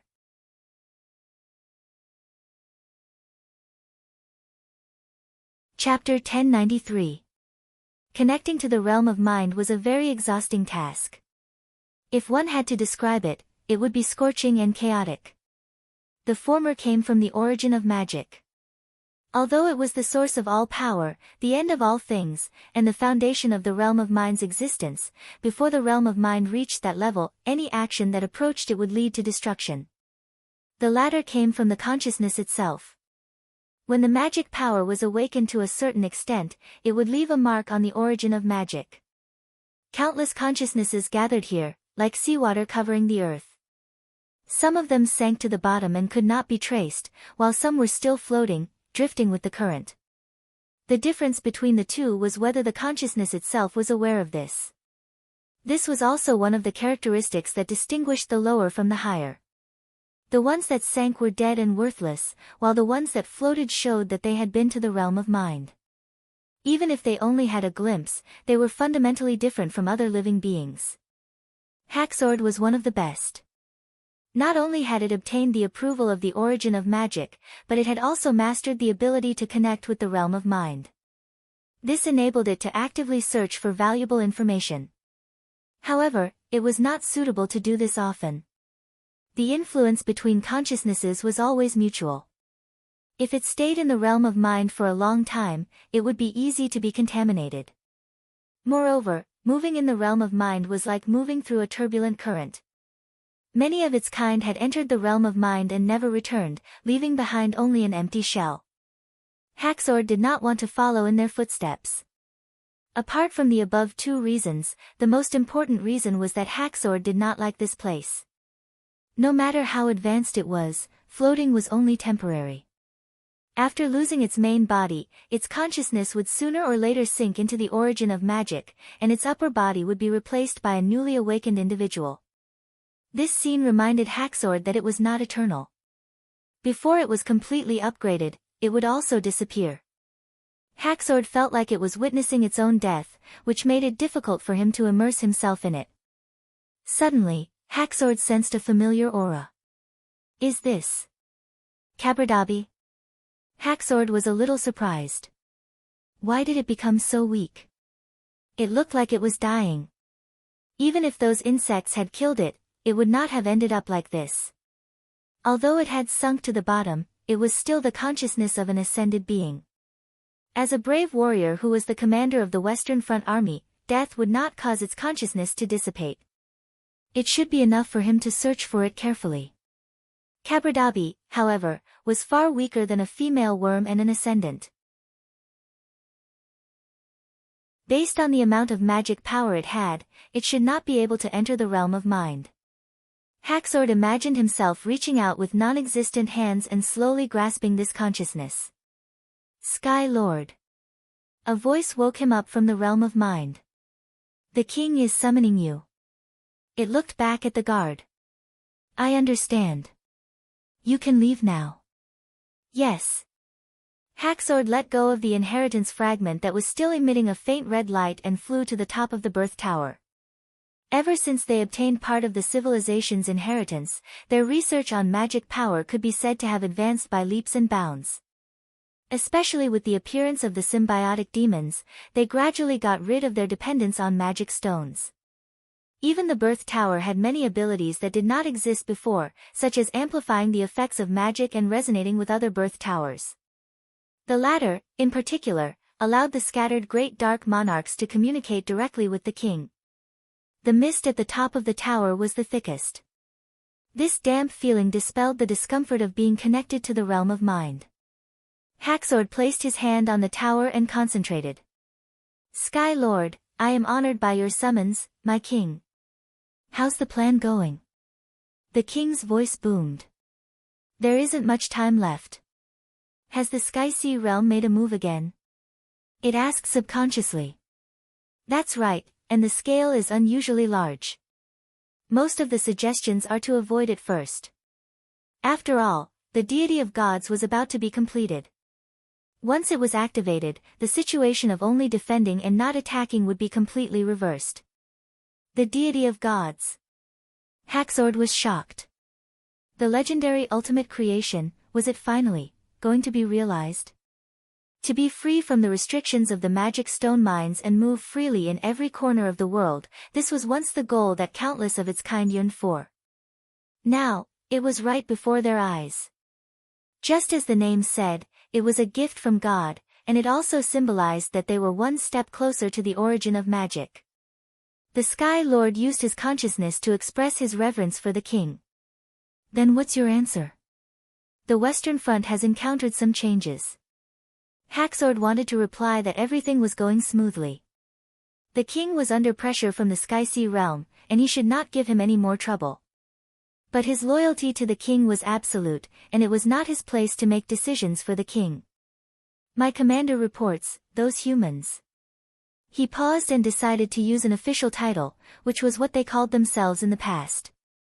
Compared to 400 years ago, the humans have changed greatly, especially in terms of combat methods. The vanguard suffered some losses, but it did not affect the plan. After listening to the report, the king was silent for a while.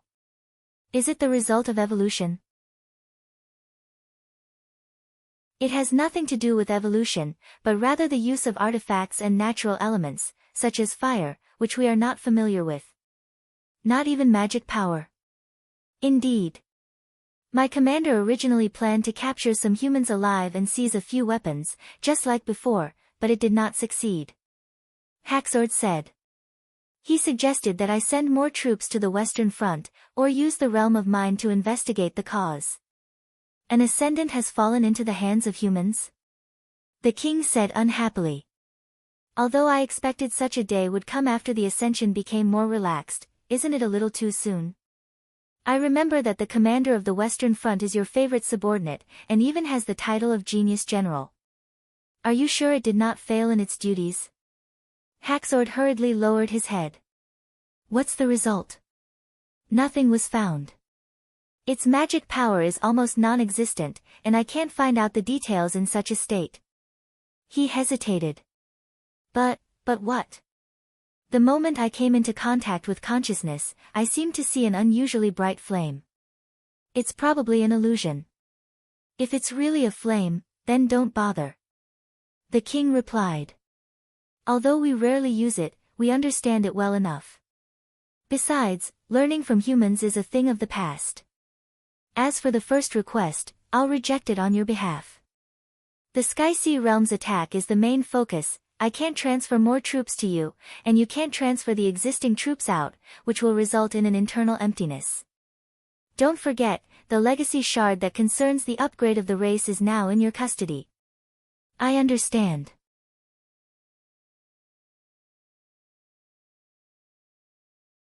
Chapter 1094. Thorn Town, at the foot of the Cage Mountain in the Kingdom of Dawn. A convoy of carriages slowly drove through the streets and stopped in front of the Lord's mansion. We're here. Get down here and be quick about it.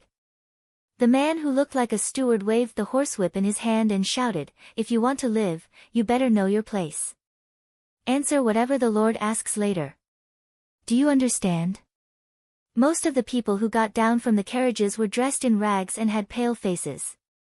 Their hands were tied together by a hemp rope like a bunch of grasshoppers. There was no doubt that they were all slaves, the lowest kind. Such a scene had recently become the norm in Thorntown. Ever since the exploration team of Greycastle set up camp here, the town, which was usually deserted, had gradually become lively. Not only were there an endless stream of caravans, but also many emissaries sent by various lords. They either stayed or set up tents and barracks outside the town. In just over a month, the remote town seemed to have grown a lot bigger. Lord Marl, what do you think of these people? Fuline Sheffield from Maplesong City was one of them.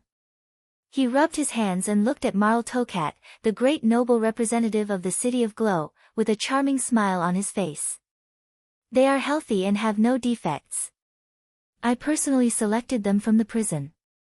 Don't be fooled by their thin and weak appearance. They are actually fierce people. As long as you feed them, they will definitely meet your requirements. All right, Marl waved his hand impatiently. Although Fuline had the surname of the Lord of Maplesong, he knew that Fuline was not someone worth talking to. It's not me who wants to buy the prisoners. It's the lord next to me, Mr. Sean, the captain of the Imperial Guards of the King of Greycastle. I see. Old Fuline saluted again. As soon as the lord heard the call of the King of Dawn, he immediately decided to respond and ordered me to prepare for departure as soon as possible. Please forgive me for this oversight in such a hurry. No problem. Sean walked to the front of the group of people and glanced at them one by one. Compared with the first few batches of prisoners sent by the King of Dawn, the quality of these prisoners was obviously much worse. But now that the Temple of the Cursed had entered the stage of full excavation, a large number of people were needed. Sui Xiong did not intend to make a fuss about this problem as long as it was useful. Just as he walked to the center of the group, a prisoner suddenly knelt down in front of him. Sir, I'm innocent. Please let me go. As both of his hands were tied to a long rope, he was stopped by the human wall before he could even finish his action. He could only kneel on the ground and beg for mercy. You're courting death. The steward immediately gnashed his teeth in hatred. If it weren't for the presence of the other two masters, he would have already lashed out with his whip. What injustice! Sean stopped in his tracks.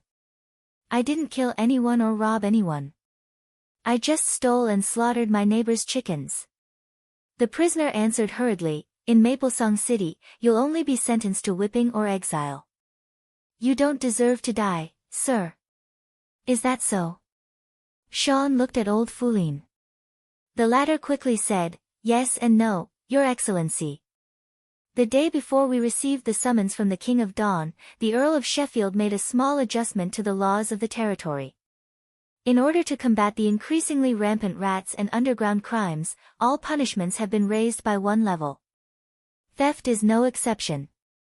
What? The prisoner was stunned. You're sentenced to death for stealing and slaughtering a few chickens? What's so difficult to understand? Old Fuline glanced at him contemptuously. A war has just broken out in the kingdom. In order to eliminate the rebels, Maplesong City suffered a great loss. In addition, the number of refugees has skyrocketed. How can we suppress scums like you without heavy sentences? Today you steal a neighbor's chickens. Maybe one day your neighbor will starve to death because of this. What's the difference between this and murder? In my opinion, it's just a matter of course. Your Excellency, the prisoner wanted to argue, but Sean interrupted him. Since you're not innocent, take this labor as atonement. He paused for a moment and raised his voice. I think you should already know that as long as you work for 10 years, no matter what crime you've committed, you'll be pardoned. This is the promise made by Greycastle and the King of Dawn. Don't try to escape. This is your only chance. Old Fuline smiled as he signaled his subordinates to take all the prisoners away. I knew that you would accept all of them. According to the agreement, one person is 1 gold royal, so that's a total of 106 gold royals, right? Xiao En replied. Yes. Old Fuline's eyes lit up. Go to the Lord's mansion to get it. There will be someone there to receive you. Yes, I'll go. Old Fuline said with a smile. Also, Sean suddenly said as Old Fuline turned around. Don't let this happen again. You mean? Old Fuline was slightly surprised. I don't care if the Lord of Maplesong City changed the law the day before. According to the agreement, the traitor must tell the prisoner the purpose of the trip and the reward and punishment before departure. This kind of person doesn't realize that he's sentenced to death. Next time, I'll deduct part of the golden dragon. Sean said. He wasn't interested in acting as a judge. He didn't have much sympathy for the situation of these people. For him, the most important thing was to complete the task given by His Majesty. At the same time, he had to avoid the mercenary aristocrats and businessmen from ruining His Majesty's reputation. I understand. Old Fuline bowed his head. I'll pay attention next time. Marl shrugged his shoulders after Old Fuline left. You're really working hard. It's not hard to work for His Majesty. Is it? Marl looked at the increasingly crowded town. Even the purchase of death row prisoners has to be done so carefully. Should I say that His Majesty Wimbledon did it on purpose? Or is he naturally compassionate? According to my brother, His Majesty is almost the same age as me, but he's already the indisputable king of a country. The two should be opposed to each other. Now even his personal guard is so outstanding. I really want to meet him in person. It's not difficult to meet the King of Greycastle with the identity of the three families, Sean said expressionlessly. Sean said expressionlessly, besides, if I were you, I wouldn't say these words in front of that guard. It doesn't matter.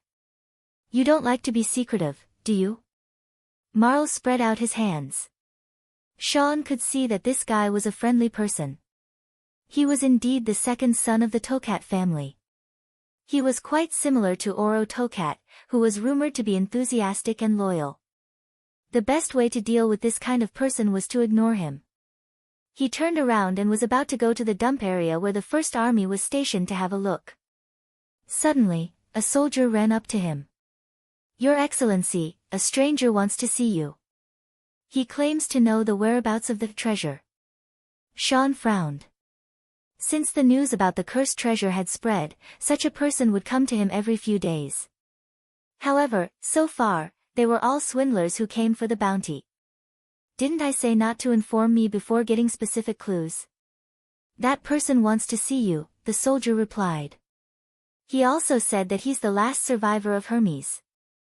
In addition to the whereabouts of the treasure, he also knows the whereabouts of the church's exiles. We've got him under control. Hermes, the church.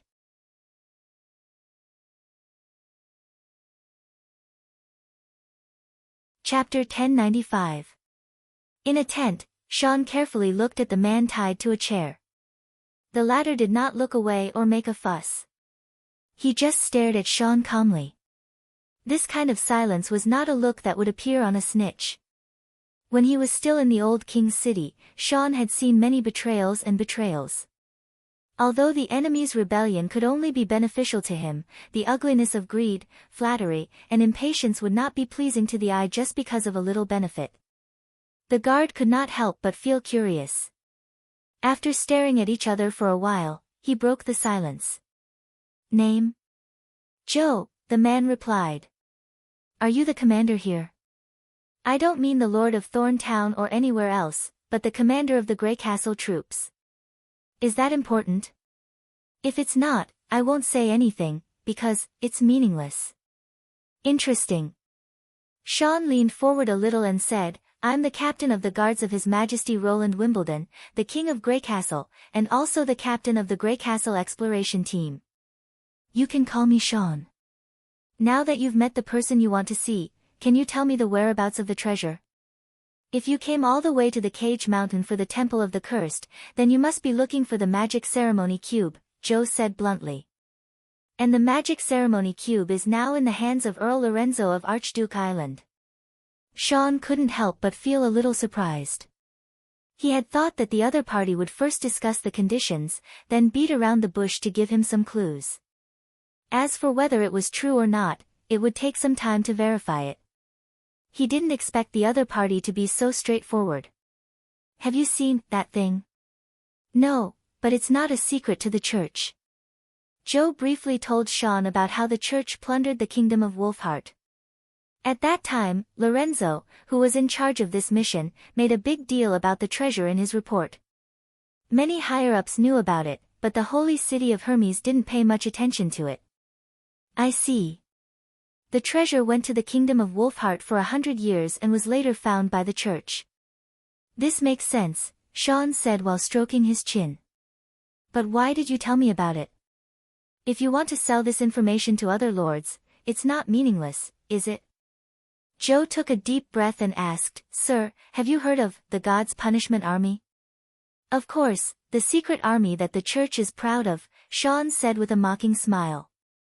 Unfortunately, they were defeated by His Majesty's First Army in the Battle of Coldwind Ridge. That's good. However, the other party did not show any indignation. The next part will be easy to explain. Lorenzo has the God's Punishment Army under his command, so no one except the King of Grey Castle would dare to attack the Archduke Island. Oh. The guard raised his eyebrows and said, I thought these humanoid beasts all died in the bomb craters in Coldwind Ridge. How many God's Punishment warriors does he have? 10, no, about 5, Joe hesitated. Not too many. If you want to break into the castle, the 5 of you are a big threat. Sean smiled and said noncommittally, so what do you want from me? Or, how much is the price of this information? No, I just want to survive, Joe said in a low voice. The church is no longer a match for Grey Castle, but those exiles are still unwilling to give up. Lorenzo is still targeting you. His people may have already sneaked into Thorntown, and I don't want to be dragged into this mess. He paused for a moment and said, if this information is useful, the King of Grey Castle will pardon me, right? Did he really do this to save his life? Sean put his hands on the table and rested his chin on his hand, which was a gesture that His Majesty often made when interrogating people. Although he did not have the magical ability of Lady Nightingale, sometimes he did not need magic to distinguish truth from falsehood. At least, he did not sense any desire to live in this man who called himself Joe. Especially when they looked at each other, the indifference in his eyes showed that he had made a decision. Perhaps even Joe did not realize that this was the look of a man who was determined to die. Is that all? Yes. Then I'll arrange for someone to send you to Neverwinter. Huh? Joe sensed that something was wrong. Why do I have to go to Neverwinter? Sean stood up and said, I don't have the power to pardon you, nor can I abandon you. So sending you to Neverwinter is the safest choice. Don't worry, His Majesty's benevolence and justice have long been known to Grey Castle, and the Witch Union has ways to verify the credibility of the information. If you're not lying, you'll definitely receive a reasonable verdict. Pardon is just a basic treatment. If you're lucky, you may even receive a large reward. My lord, the treasure. Joe also wanted to stand up, but he was tied to the chair by a rope and could not move at all. If it's really in the hands of Earl Lorenzo, it'll belong to His Majesty sooner or later. Besides, the treasure has nothing to do with you, right? Sean spread out his hands and said, there's nothing to worry about. Although the journey is a little long and your actions will be restricted before the news is confirmed, everything will be paid off in the end. You won't have to worry about the threat of the church anymore. He looked at the soldier and said, take him away. No, my lord, wait. Joe's expression changed. His indifference was instantly replaced by panic and helplessness. He forced himself to stand up and then fell to the ground. Please, don't send me to Neverwinter. His voice was filled with unimaginable grief, as if he had been pretending to be so. Even Sean could not help but stop in his tracks. He was not even afraid of death, but he still showed such an expression. It was really incomprehensible. Why? Sean turned around and asked, "Or is this not your only request? Please save her, save Farina, please." Joe gnawed the soil on the ground and shouted desperately, "There's no time, she doesn't have time." In the end, the man was choked with sobs. This is probably the truth, Sean thought to himself. He walked to the trembling Joe and patted him on the shoulder. "Who's Farina? Why doesn't she have time?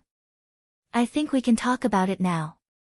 After Joe gradually calmed down and listened to the whole story, Sean finally understood what was going on. Everything was related to love. Joe was the real exile of the church, and the former bishop had now become their enemy. It was not surprising that Joe had turned to the First Army of Greycastle, the former enemy of the church. Traitors were always more hateful than foreign enemies. At the same time, Sean also understood why Joe was so determined to die. Joe did not think that he could hide it from the First Army forever.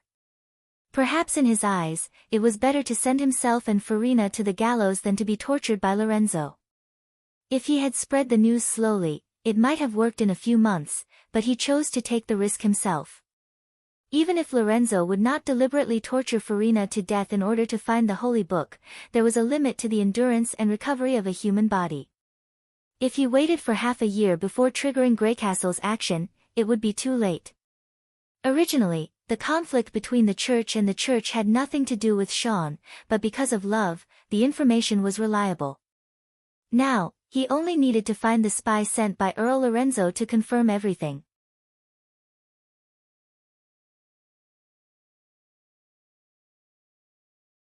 Chapter 1096. "So, you're going to help him?" Marl Tokat frowned. "A remnant of the church?" After taking Joe away, the captain of the guards immediately summoned the special envoy of the City of Glow and told him the whole story. He was not worried that the three families would covet the treasure. After all, no one knew its real use. If it was a powerful and rare treasure, it would not have been able to escape from the Kingdom of Dawn in the first place. "It's not up to me to decide whether to help or not," Sean said indifferently. "The order I received was to find the whereabouts of the treasure as much as possible. Now that I've finally found a seemingly credible clue, I naturally have to further confirm it. As for what to do next, His Majesty will decide." He paused and looked at Marl. "So, do you have a good plan, Mr. Envoy?" The First Army was invincible, but it needed an enemy. Soldiers were not good at searching for spies in the dark, so it was better to leave it to the three families. "To be honest, I wish I had never heard of this." Marl shrugged. "If it weren't for the church, Quinn wouldn't have been driven out of the Kingdom of Dawn. Maybe she would have been my brother's wife." "Ahem, but since you've asked, I can only help you to the end. Although a lot of people have come to the town recently, it's not difficult to find a specific group." "A specific group?" "That's right. Since we can't cross the Cage Mountain, the nearest way from the Kingdom of Wolfheart to here is by sea. Coral Bay, a port city located northeast of Thorntown," Marl said while counting his fingers. Marl counted with his fingers and said, "There are about 10 to 15 people coming from the east. Some of them might even speak the Kingdom of Wolfheart's accent or dress style. Based on these criteria, we can narrow the target down to 2 or 3 groups, no more than 5 groups. Because the big city in the east only has Coral Bay?" Sean said thoughtfully. "For example, people coming to Neverwinter from the east might come from all over Greycastle, but those coming from the west were basically demons. When we find these people, we'll detain them and interrogate them again?" "That's right." Marl nodded. "And the spy you're looking for is probably among them. The problem is, who will do it? Is there anyone who knows the town better than the local rats? Problems that can be solved with money are usually not problems. In order to show the sincerity of the three families, the Tokat family will bear the cost." In a house on the outskirts of Thorntown, the butler of the Archduke Island Earl, Hagrid, was chasing away the mosquitoes around him impatiently. There wasn't even a tent for ventilation in this damned broken place. He thought angrily. Flying insects were everywhere even before summer arrived. Wouldn't it be impossible to treat people in another 2 months? However, they still had no clue why the magic ceremony cube would glow. He wasn't even sure if the king of Grey Castle was after the treasures in the cursed temple. What did he do during this period of time? According to the information collected by his subordinates, the exploration team of Grey Castle had arrived in Thorntown 2 months ago. After that, they built roads in the mountain and recruited condemned prisoners. It seemed that they were afraid that the whole world would not know what they were doing. They had also turned the temple on the hillside upside down. Every day, bricks and stones would be transported down from the mountain and placed in an open space guarded by guards. It would make sense if they did all this to find the buried treasures. However, the fact was that Grey Castle seemed to be more interested in the stones than the treasures. He had observed the open space from afar. After the bricks and stones were dried, they would be loaded onto carriages and sent to the Coral Bay in the east. Hagrid could not understand why the king of Grey Castle wanted these black stones. He had tried to steal some of the stones from the temple from the port and had ordered his men to bring them back to Earl Lorenzo. However, as he had expected, the magic ceremony cube did not regain its legendary power. The key to the ancient treasure's reaction must be something else. "Sir, we have brought the person you are looking for." Suddenly, a subordinate lifted the curtain and reported to Hagrid. "Let him in." Hagrid quickly tightened his bow tie and sat up straight. "Yes." Then, a villager was pushed into the room. He knelt on the ground and looked up carefully. "Sir, my name is Naf. Do you want to go up the mountain? As long as you don't cross the peak, I can take you anywhere. I heard that when the people of Grey Castle first came to the Cage Mountain, you were their guide?" Hagrid interrupted. Yes. Sir. Slap. Hagrid threw a small pouch in front of him. "There are 20 golden dragon stones in this pouch. If you can tell me something that interests me, it's yours." Of course, sir. I will tell you everything." Naf replied excitedly. "Tell me the whole story first." "Don't miss any details," Hagrid said, glancing contemptuously at the man at his feet and leaning back in his chair. When Naf told the story of a group of people climbing the Cage Mountain, he suddenly opened his eyes.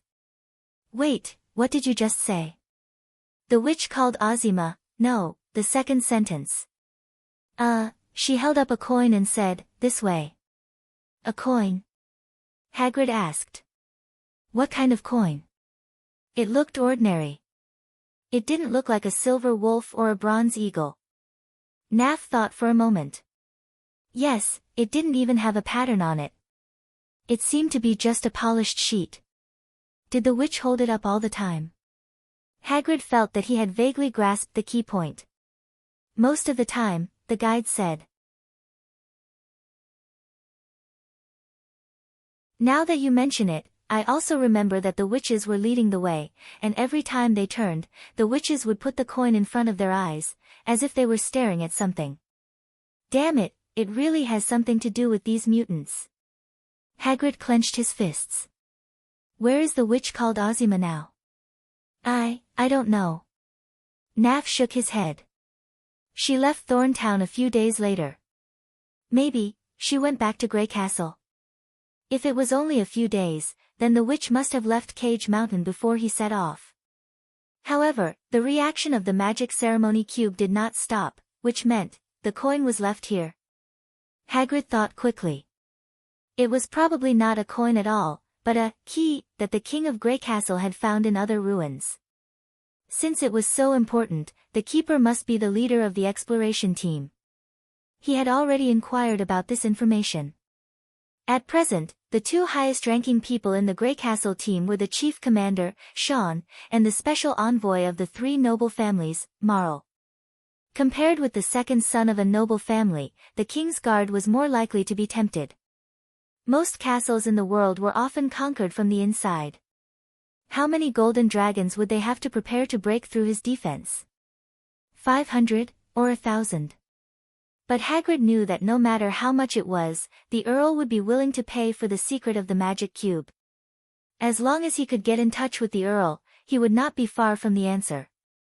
Hagrid could not help but feel excited. If he could get his hands on that key, he would definitely be highly appreciated by Count Lorenzo. Maybe he could even be promoted to a liege.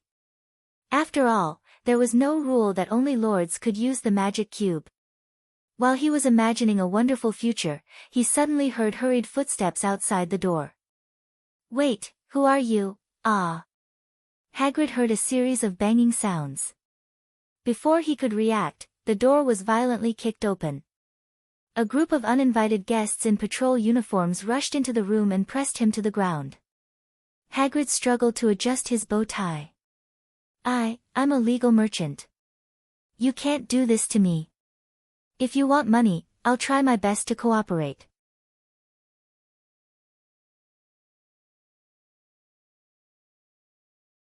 Chapter 1097. Twin Dragon Island hasn't been this lively for a long time. Standing at the top of the bridge tower of the Snow Wind, Thunder sighed with emotion as he looked down at the bustling pier. Thousands of people were gathered here, moving boxes after boxes of supplies onto the ships. From a bird's-eye view, they looked like ants lined up in a column. Shouts, horns, and the rustling of the waves on the beach were mixed together, forming the main melody before setting sail. On the other side of the pier, there were all kinds of sailing ships with their freeboard against each other. The tall masts rose and fell one after another, resembling an endless chain of mountain peaks. The flags fluttering on the peaks indicated which fleets belonged to: Crescent Moon Bay, Sunset Island, Shallow Water City. These important chambers of commerce in the fjords were now gathered here, waiting for the moment to set sail. The last time he saw such a grand occasion was when he was 22 years old, when he gathered his team and set sail for the Shadow Waters. "Not only Twin Dragon Island," Marjorie said with a smile, "I should say that the whole fjords has been stirred up by the news you brought back. A seemingly worthless route has now become the focus of attention. It's safe, stable, and has the opportunity to become a real explorer. The new generation is born in a good era." Thunder also raised the corner of his mouth. He knew that Marjorie was talking about the festive harbor route. "As long as you find a novel relic in the Endless Cape, you can exchange it for a reward from the King of Greycastle." When the news was brought back to the fjords, it immediately caused a great commotion. The title of adventurer was very attractive to the fjords people. It not only represented fame, but also represented wealth. However, it was not easy to find a new route, island, or major secret. It required a lot of investment, and there was a possibility of losing everything or even losing one's life. However, the recruitment notice from the King of Greycastle changed everything. The route from the fjords to the Endless Cape was a very mature one, and the new port city of Festive meant a business opportunity. Even if they could not find anything there, at least they could sell some goods, and they would not suffer a loss. If he really found something good, it would naturally be killing two birds with one stone. Furthermore, the information clearly stated that these ancient relics might be related to a huge secret about the three gods. As long as one could contribute to unraveling the secret, one would have the chance to receive the title of Lifetime Honorary Explorer conferred by Greycastle. Although Greycastle, as a land kingdom, was different from the Fjord Islands, it was an indisputable standard no matter where it was. In other words, the Fjord Islands valued it more. After all, it was related to the three gods that they believed in. Because the news brought back by Thunder was so attractive, there were also a small number of people who raised doubts, but these doubts did not affect the enthusiasm of the merchants to go south. The reputation of the King of Greycastle had spread as early as when chaos drinks and perfumes swept the entire fjords market. As more and more goods came from the other side of the channel and steam paddle steamers became more and more common, the name Roland Wimbledon was often mentioned, and the idea that Neverwinter was incomparably rich was deeply rooted in people's hearts. The establishment of the Allied Chamber of Commerce further strengthened people's confidence. Since the big employer was the king of a country, and a very powerful one at that, what was wrong with asking for a higher price? After the news spread, almost all the idle people in the fjords began to take action, so that the islands were divided into two groups. The experienced and courageous group tried every means to board Thunder's fleet, while the stable group, which hoped to be lucky, set sail to the endless cape and strive for a good position in the festive harbor. If he had not seen it with his own eyes, Thunder would not have imagined that a country across the sea could have such a great impact on the fjords. After all, such a change had only occurred in the past 1 or 2 years. All thanks to you. He looked at the distant sea line that looked like silver wires. Without you to manage the Chamber of Commerce for me, I wouldn't have been able to devote myself to one adventure after another. To be honest, except for exploring, I don't have any strong points. I'm not even a qualified father. I've left all the chores to you over the years. I really owe you too much. You should know that I'm doing all of this out of my own free will. Margaret pressed her hand on the back of his. Wouldn't it be too much of a letdown to someone who doesn't ask for anything in return be a little too much? Besides, we're going on a long voyage, so it's better not to say such things. Marjorie. Thunder shifted his gaze and looked into her eyes. Of course, it's not right to say that I'm not asking for any reward at all. I actually have something that I want. Margaret blinked her eyes. So, just take it that I have something else in mind. Don't feel like you owe me anything. Thunder naturally knew what she wanted. Back in Neverwinter, when he saw Lightning getting along well with her, he did not think there was anything wrong with it. Now that he thought about it, he had long been accustomed to her existence. The strange thing was that he never hesitated in the slightest when he was on an adventure, whether it was a hurricane or a big wave. But in this regard, he found it particularly difficult to ask. Just as Thunder hesitated whether to turn over his hand and hold her palm, the first mate's voice interrupted their time alone. Boss. The latter stood on the deck of the bridge and shouted, the caravan is basically ready. We're just waiting for your order. Thunder coughed twice and said, got it. I'll be right there. Okay. He took a deep breath and looked at Marjorie. It's time to set off. Go ahead. Marjorie nodded with a smile. Do what you're best at, just like His Majesty said, well, Thunder said, to the New World. He walked down the tower, passed through the bridge, and walked along the deck to the bow of the ship, facing the people on the dock. There was a burst of enthusiastic cheers from below.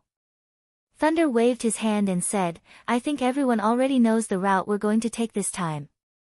So far, the farthest the fjords have been to is the Shadow Waters. But for the swirling sea, it's just like stepping out of home. This time, we'll cross the Shadow Waters, cross the incredible sea line, and head to a place further east, the empty land that no one has ever set foot on. I once saw an extremely vast land in the Shadow Ruins, which is not inferior to the territory of the Four Kingdoms. Where is it? Will it be east of the sea line? These are all exciting questions, and this time, we're going to find the answer. If it really exists, then the fjords people will completely say goodbye to the narrow and scarce land and no longer have to worry about living space. At the same time, it may bring us more wealth than all the routes so far combined. This is also the reason why I welcome anyone with ability to join us. With such a great return, even if there are more people to share it, it will be enough. He paused for a moment, waiting for the cheers of the crowd to subside, and then continued, but apart from gold royals and fame, what I want is something else, that is, the fjords will be remembered in history. There are few records of us in the history books of the Four Kingdoms. The fjords have neither a century-old family nor a supreme king. It is far away from the mainland, like an isolated island, and almost no influence except for the caravan. But this situation will not last forever. When we open up a new fertile land for all mankind and bring a broad vision that subverts common sense, history will forever record us, and every explorer who embarks on a fearless journey. I hope you can understand that the significance of this expedition is not only for the present, but also for the future. Raise the sails, guys. Thunder raised his arms high. Set sail to the new world. Below, countless hands also rose up, and everyone's voices resounded through the sky.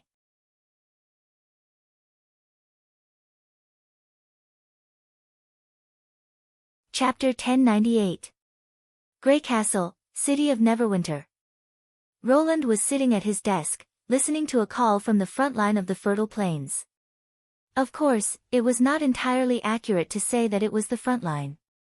Considering the speed of signal attenuation, it was only wide enough for a call between Neverwinter and Longsong. Before the invention of the repeater amplifier, this was also the maximum distance of a handheld phone. However, this did not mean that it was impossible to break through this limit. The simplest way was to let Leaf act as a relay.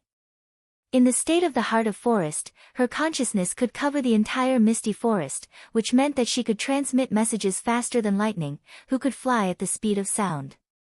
The front line only needed to call Leaf, and then Leaf would relay the message to Roland. In a sense, this could be regarded as a real-time communication. The current situation is going well, Leaf said in a low voice, imitating Iron Axe's tone. As you expected, the demons have launched several destructive attacks on the railway, but the impact on logistics and transportation is not significant. Without the help of the spider demons, they would have to land near the tracks and move the tracks with brute force. They would have to evacuate before the Black River got close to the tracks. The Ministry of Engineering would be able to repair the damaged tracks without having to replace the tracks. It seems that the armored train has played its role. Indeed, Your Majesty. It can be used as a small stronghold, whether it's for mobile rescue or railway maintenance. The only regret is that the number of trains is still too small. If possible, I'd like to arrange a Black River between each station. It's easy for you to think about it, Roland couldn't help but grin. In addition to the armored train, the freight train also needs to be produced, and this part of the work is still inseparable from the witches. Now that we have two, it's already very good. Continue to push forward the front line and try to complete the general attack before midsummer. Yes, Your Majesty. Leaf replied in a low, muffled voice. Actually, you don't have to imitate my nasal voice. Roland coughed. By the way, are there any signs of the demons launching another large-scale attack? A week ago, he had been woken up by Nightingale in the middle of the night and learned that the First Army had been attacked. He had been really nervous for a while, but fortunately, Anna had told him that the loss was not big and Edith had calmed the people down. Only then did Roland feel relieved. In fact, the First Army's weakness had always been fighting in a lightless or dimly lit environment. Not being able to see the target would greatly reduce the killing efficiency of the hot weapons. Moreover, there was no way to mass-produce the tracer bullets, so they had to rely on the witch's abilities to a large extent. Who would have thought that the demons would choose to launch their first attack at night? Not only did they understand Sylvie's magic eye thoroughly, but they also realized the nature of guns and cannons. They dispersed their formation and even crawled forward. Fortunately, the demons did not have enough weapons to fight against them, and the First Army had executed all the requirements of the emergency combat training. Otherwise, the result would be hard to predict. If it's an attack like the last night attack, we didn't find any signs of it, Leaf said. Miss Sylvie spends 1 or 2 hours every day to check the places that the demons must pass through. She also takes the magic arc or the seagull out to investigate from time to time. At least it's safe so far. What did the General Staff say? They think there are 2 possibilities. One is that the demons have sensed our change and can't use the same trick again. The other is that the demons have limited forces and can't plan 2 large-scale attacks in a short period of time. Really? Roland said thoughtfully. What worried him the most in the last attack was not only the demon's amazing learning ability, but also the senior demon who was the attacker. It was not the first time that something like this had happened. Now that he thought about it, since the first senior demon appeared behind the snow mountain, Neverwinter had fought with this kind of special evolved demons 4 times. Hundreds of years ago, the senior demons were the generals of the army. The Union could only kill them after sending out the Blessed Army to defeat them head-on. But now, the status of the senior demons had obviously declined, and the frequency of their appearance had increased, which was not good news. The God's Punishment Army, which was an extraordinary army with brute force, could still deal with them. However, if a group of senior demons with various abilities broke into the camp, they would have to pray for God's blessing. Since there was no special way to deal with the demons, Roland could only think of a universal solution, such as constantly pursuing more powerful firepower and completely wiping out the demons before they could take action. The demons will never let their foothold on the fertile plains be threatened by human beings. Continue to be vigilant and don't give them any chance to take advantage of us. Understood. Leaf raised her voice and then said in a normal tone, "Your Majesty, Iron Axe has hung up." Phew. Roland gently exhaled. Who's the next person to report? It's the Minister of Construction, Car Van Bate. The Ministry of Construction? He was a little surprised. With sufficient materials and manpower, there shouldn't be any difficulties in the project. Bring it in. Your Majesty. Leaf imitated Car's voice again.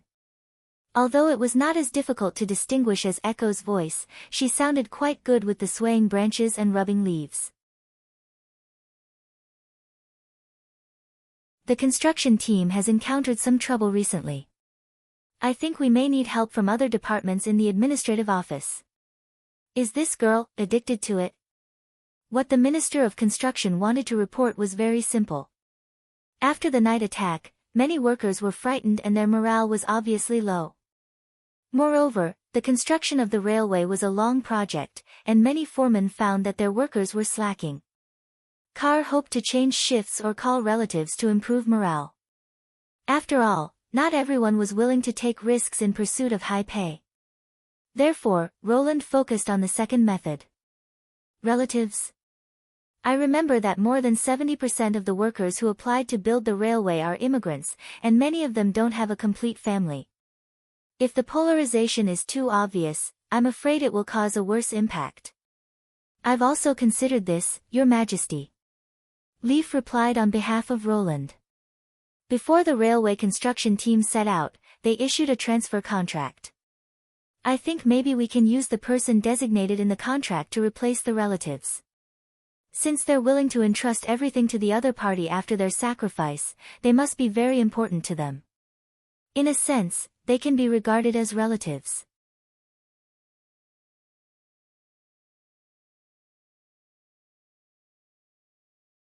Chapter 1099.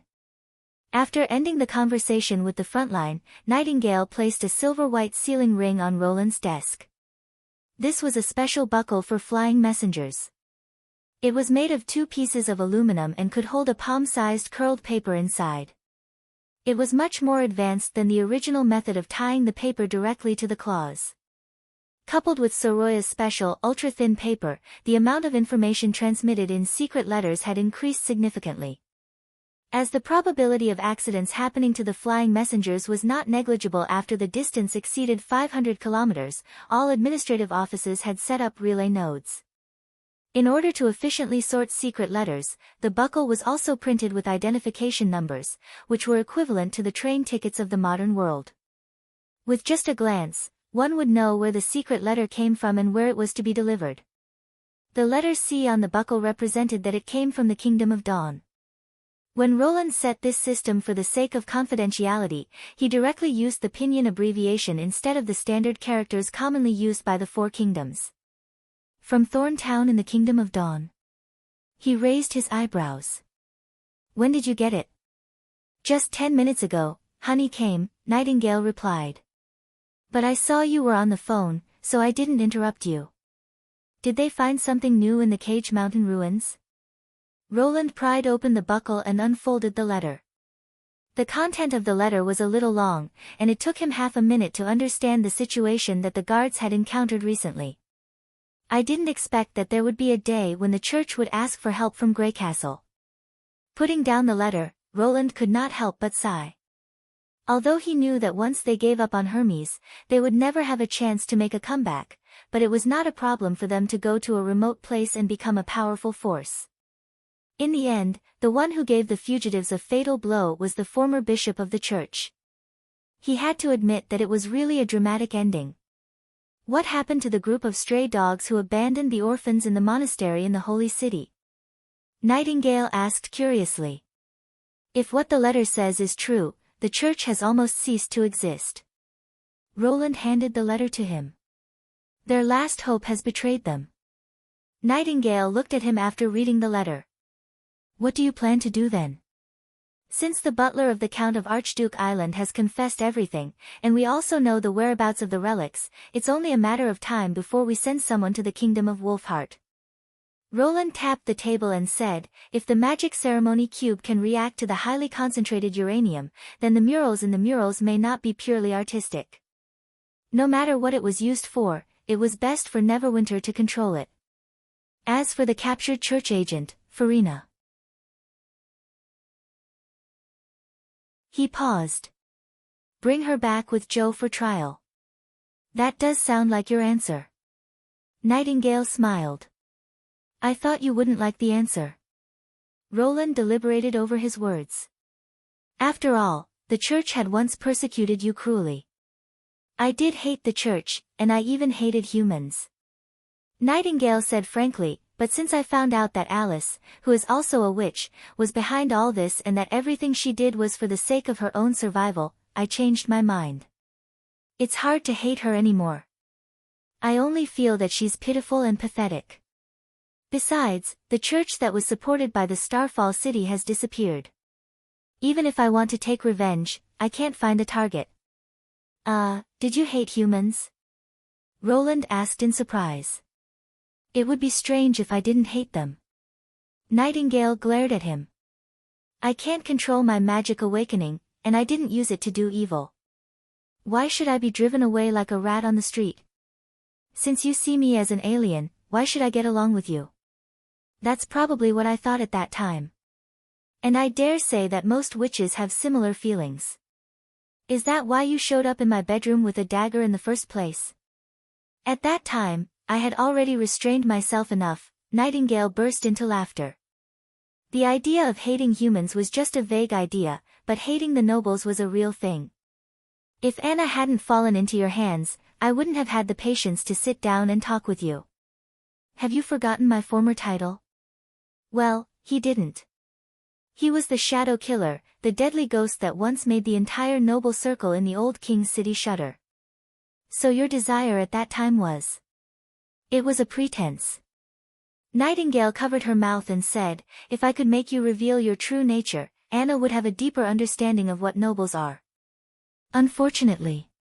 Unfortunately what? Are you regretting that you couldn't persuade Anna to leave Border Town, or are you regretting that your desire didn't work?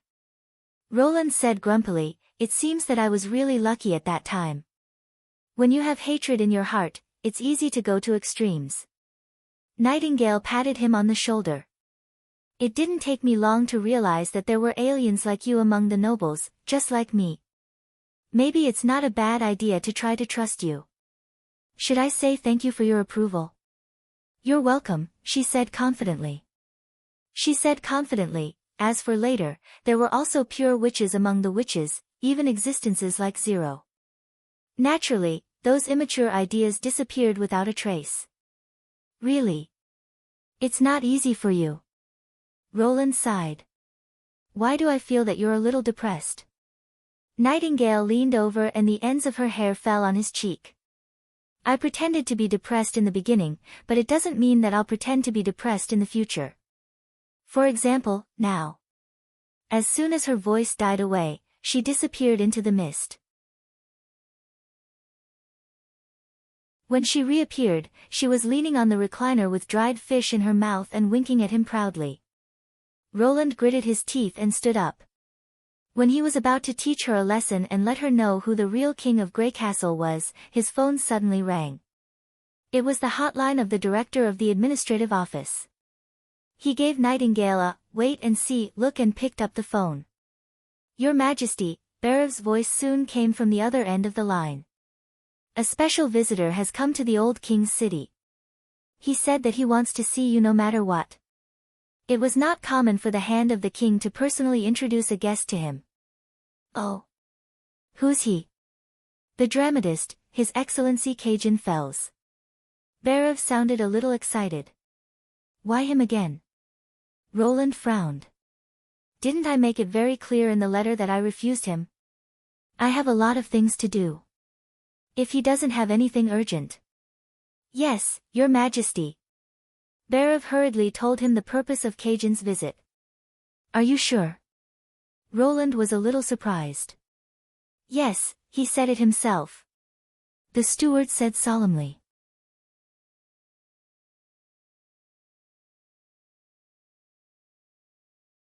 Chapter 1100. This was the first time that Roland had seen this famous actor and playwright when he walked into the hall. Half of his hair had already turned white, and most of his cheeks were surrounded by a fluffy beard. He was wearing a pressed black suit, and his collar was meticulously tied. He looked like a character who had walked out of a portrait, and he was filled with a strong sense of the times. If his mug shot was hung on the classroom wall with a famous quote, it wouldn't look out of place at all. Although he was old, his eyes were still bright and full of vigor. After bowing, his eyes were fixed on Roland without looking away. Obviously, this was not the first time for this playwright to be received by the royal family. Your Majesty, this is His Excellency Cajun Fells, Bhairav said, rubbing his hands together. He's the most accomplished playwright in Greycastle. His reputation has a certain influence in the Four Kingdoms. When I was still in the old King's City, I was a frequent visitor to the Central Grand Theatre to enjoy the performances of Cajun's troupe. Look at how happy you are. Roland twitched his mouth. You're already the hand of the king. Can't you be more mature? Salute to you, Your Majesty Wimbledon, Cajun said with a hand on his chest. Cajun put his hand on his chest and said, I think now I know why you didn't like the new play. Oh. Roland sat down on the main seat. Tell me about it. You're too young, Cajun replied slowly. Younger than I thought. Do you mean that people without a certain level of experience can't appreciate your plays? If Roland had been the lord of Border Town for the first time, he would have been displeased by Cajun's answer. However, having been in this position for a long time, Roland no longer cared about verbal confrontations. Nevertheless, his relaxed tone showed his attitude. Bhairav, who was standing beside Roland, secretly winked at Cajun. No, Your Majesty, when I say young, I don't mean your age, but your mental state, Cajun Fell said, shaking his head. It doesn't start from 0, nor does it end at 100. I've seen many nobles in the prime of their lives, but their spirits are old. Similarly, those who have entered their twilight years do not necessarily grow old. At this point, he laughed self-deprecatingly. I thought I was young enough, but after seeing you, I realized that it really has no limits. Should I take that as a compliment? Roland raised his eyebrows. Mental youth cannot be measured by good or bad, Your Majesty. To Lin Sanjiu's surprise, Cajun did not continue the conversation as he had expected. Spiritual youthfulness is accompanied by aggressiveness, fearlessness, curiosity, and so on. It can push a person forward, but it can also make him lose himself. Sometimes, it can even lead to destruction, so. Ahem, Lord Cajun. Bhairav interrupted in a low voice. Ah, I'm sorry, I just said it casually. The drama master came back to his senses. I'm old and I've seen a lot of people. It's normal for me to have some strange ideas. Please forgive me. It doesn't matter. Roland waved his hand. He had a better impression of Cajun. Let's get back to business. I heard from Bhairav that you're planning to take on my script or join the Starflower troupe. Why? Cajun answered directly, I want to know more about the magic movie. I see. You want to achieve your goal in a roundabout way after being rejected by me. Even if you're going to perform some plays that you despise? I don't despise those plays. Roland explained. I just think that a play should be carefully prepared so that the actors can continue to improve. Otherwise, it'll be a waste of energy and talent, and it'll disappoint the audience. But your audience isn't a nobleman, and I don't have that much time to wait for you to rehearse. If you join the Starflower troupe, you'll probably be forced to perform plays that are far from perfect. If that happens, your reputation as a drama master will be ruined. Even so, are you still willing to perform? Your Majesty, I. So don't join the Star Flower Troupe. Of course, Roland would not allow Cajun to say that he was willing. And the plays I'm planning to perform will need a certain audience base, which is limited to the Star Flower Troupe. I'm afraid that there won't be any suitable plays for you in a short time. This time, it was Barev's turn to give Roland a wink. But Roland ignored the director's wink. It's not entirely impossible. Please go ahead. Cajun could not help leaning forward slightly. In fact, I'm planning to write a play with a theme related to love. It's about the flower of love in the darkest times, and the background is the period when the Church of Hermes set things right. Roland unhurriedly explained his plan. I've heard that you're best at love and redemption, so I'll take it as a test. If you can make this play a great success, I'll consider your request during the next shooting of the magic movie. What do you think? Ever since they had occupied both the old and new holy cities, Neverwinter's propaganda had changed. The real pope had been persecuted and killed by the fake pope who had done all kinds of evil deeds. Now, the new agent would fully support Greycastle to resist the threat of the Battle of Divine Will. After more than a year of propaganda, the new history had a certain audience base. Now it was time to go further and reveal the so-called Battle of Faith and the origin of the Church. Once this was done, the new church would not only separate itself from the usurper but also from the church that had persecuted witches in history. It would become a part of Neverwinter's regime. You mean this play is based on the truth? Cajun murmured. Can I meet the two people in the story? They're still in the kingdom of Wolfheart. Their rescue team hasn't set off yet. Roland shrugged. And I think you understand what I mean. Of course, the dramatist said with a nod. The plays I wrote were also based on the legends of the royal family.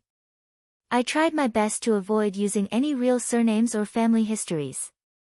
But what? Cajun hesitated for a moment but soon made up his mind. Your Majesty, this is an unprecedented attempt for me. If it's possible, I'd like to join your rescue team and watch the whole operation.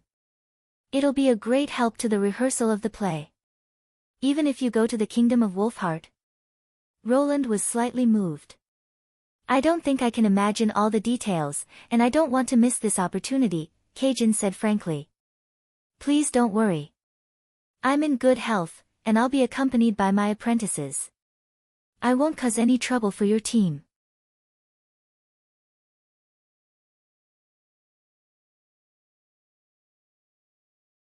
Chapter 1101.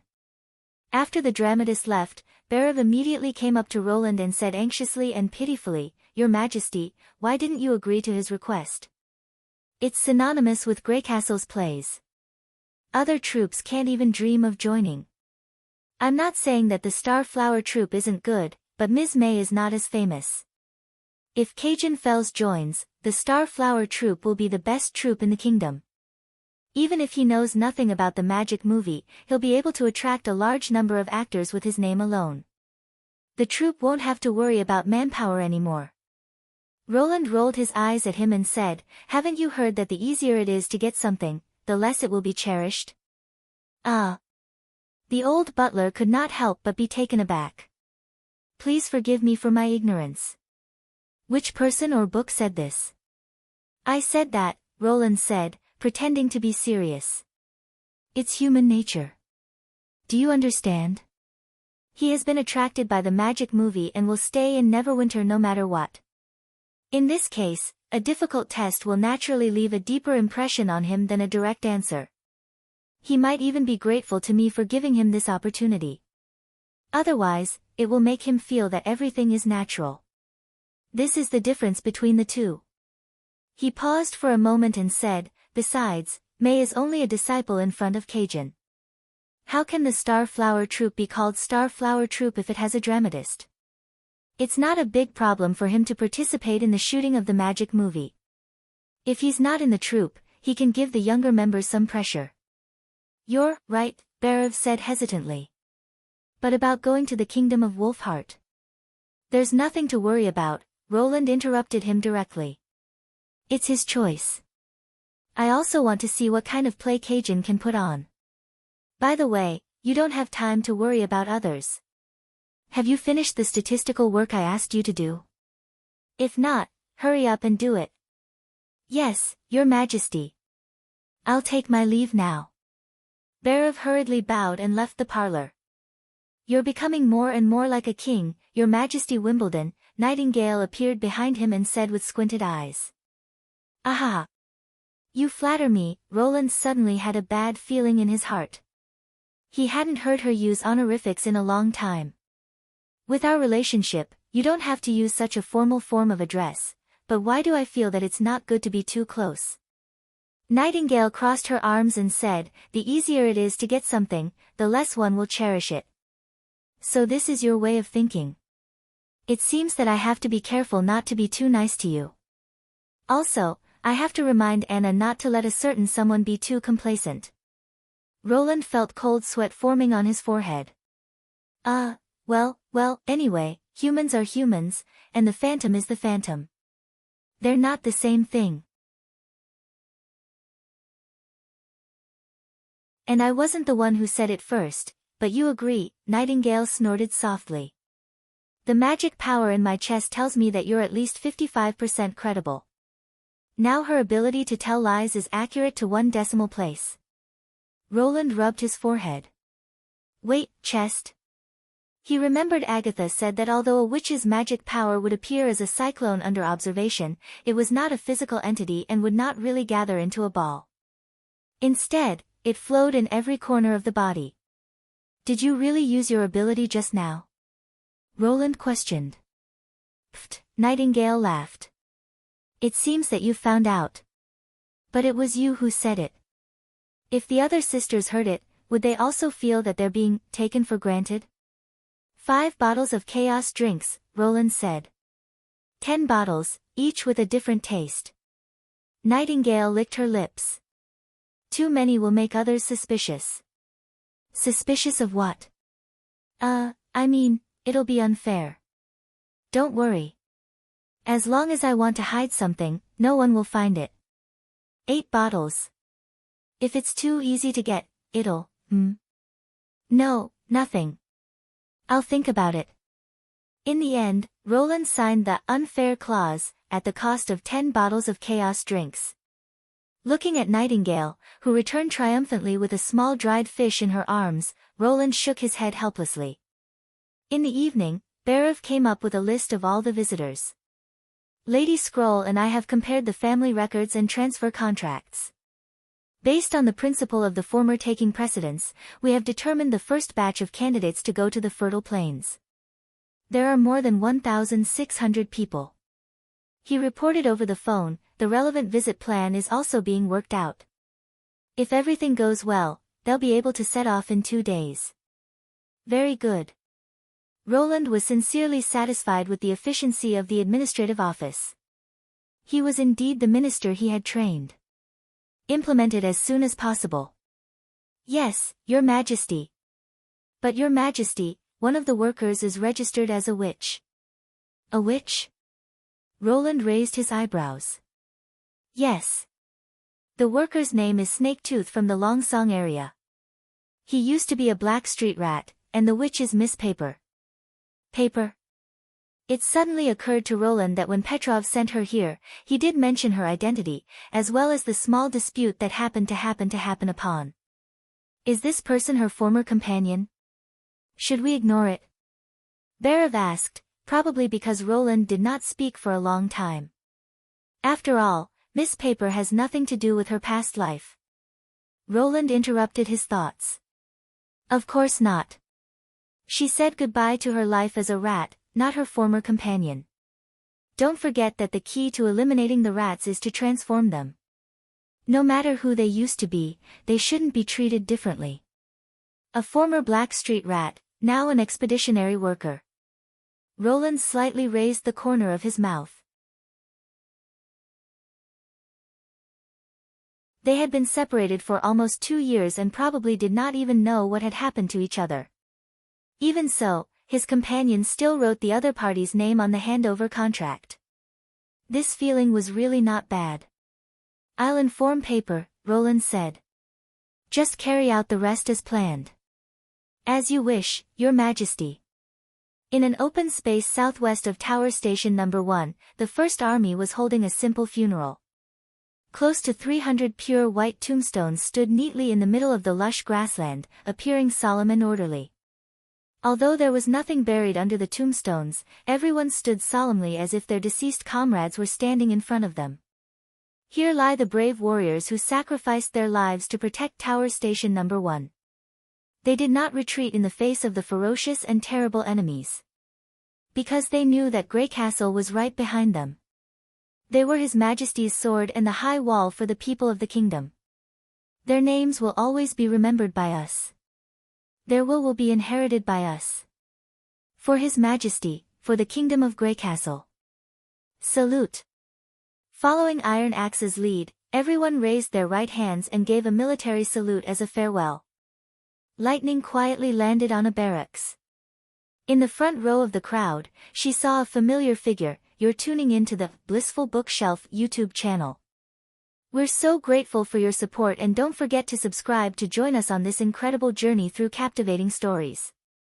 Your generosity through donations truly makes a world of difference, as it's the primary source of revenue that allows me to expand and enhance this channel for you.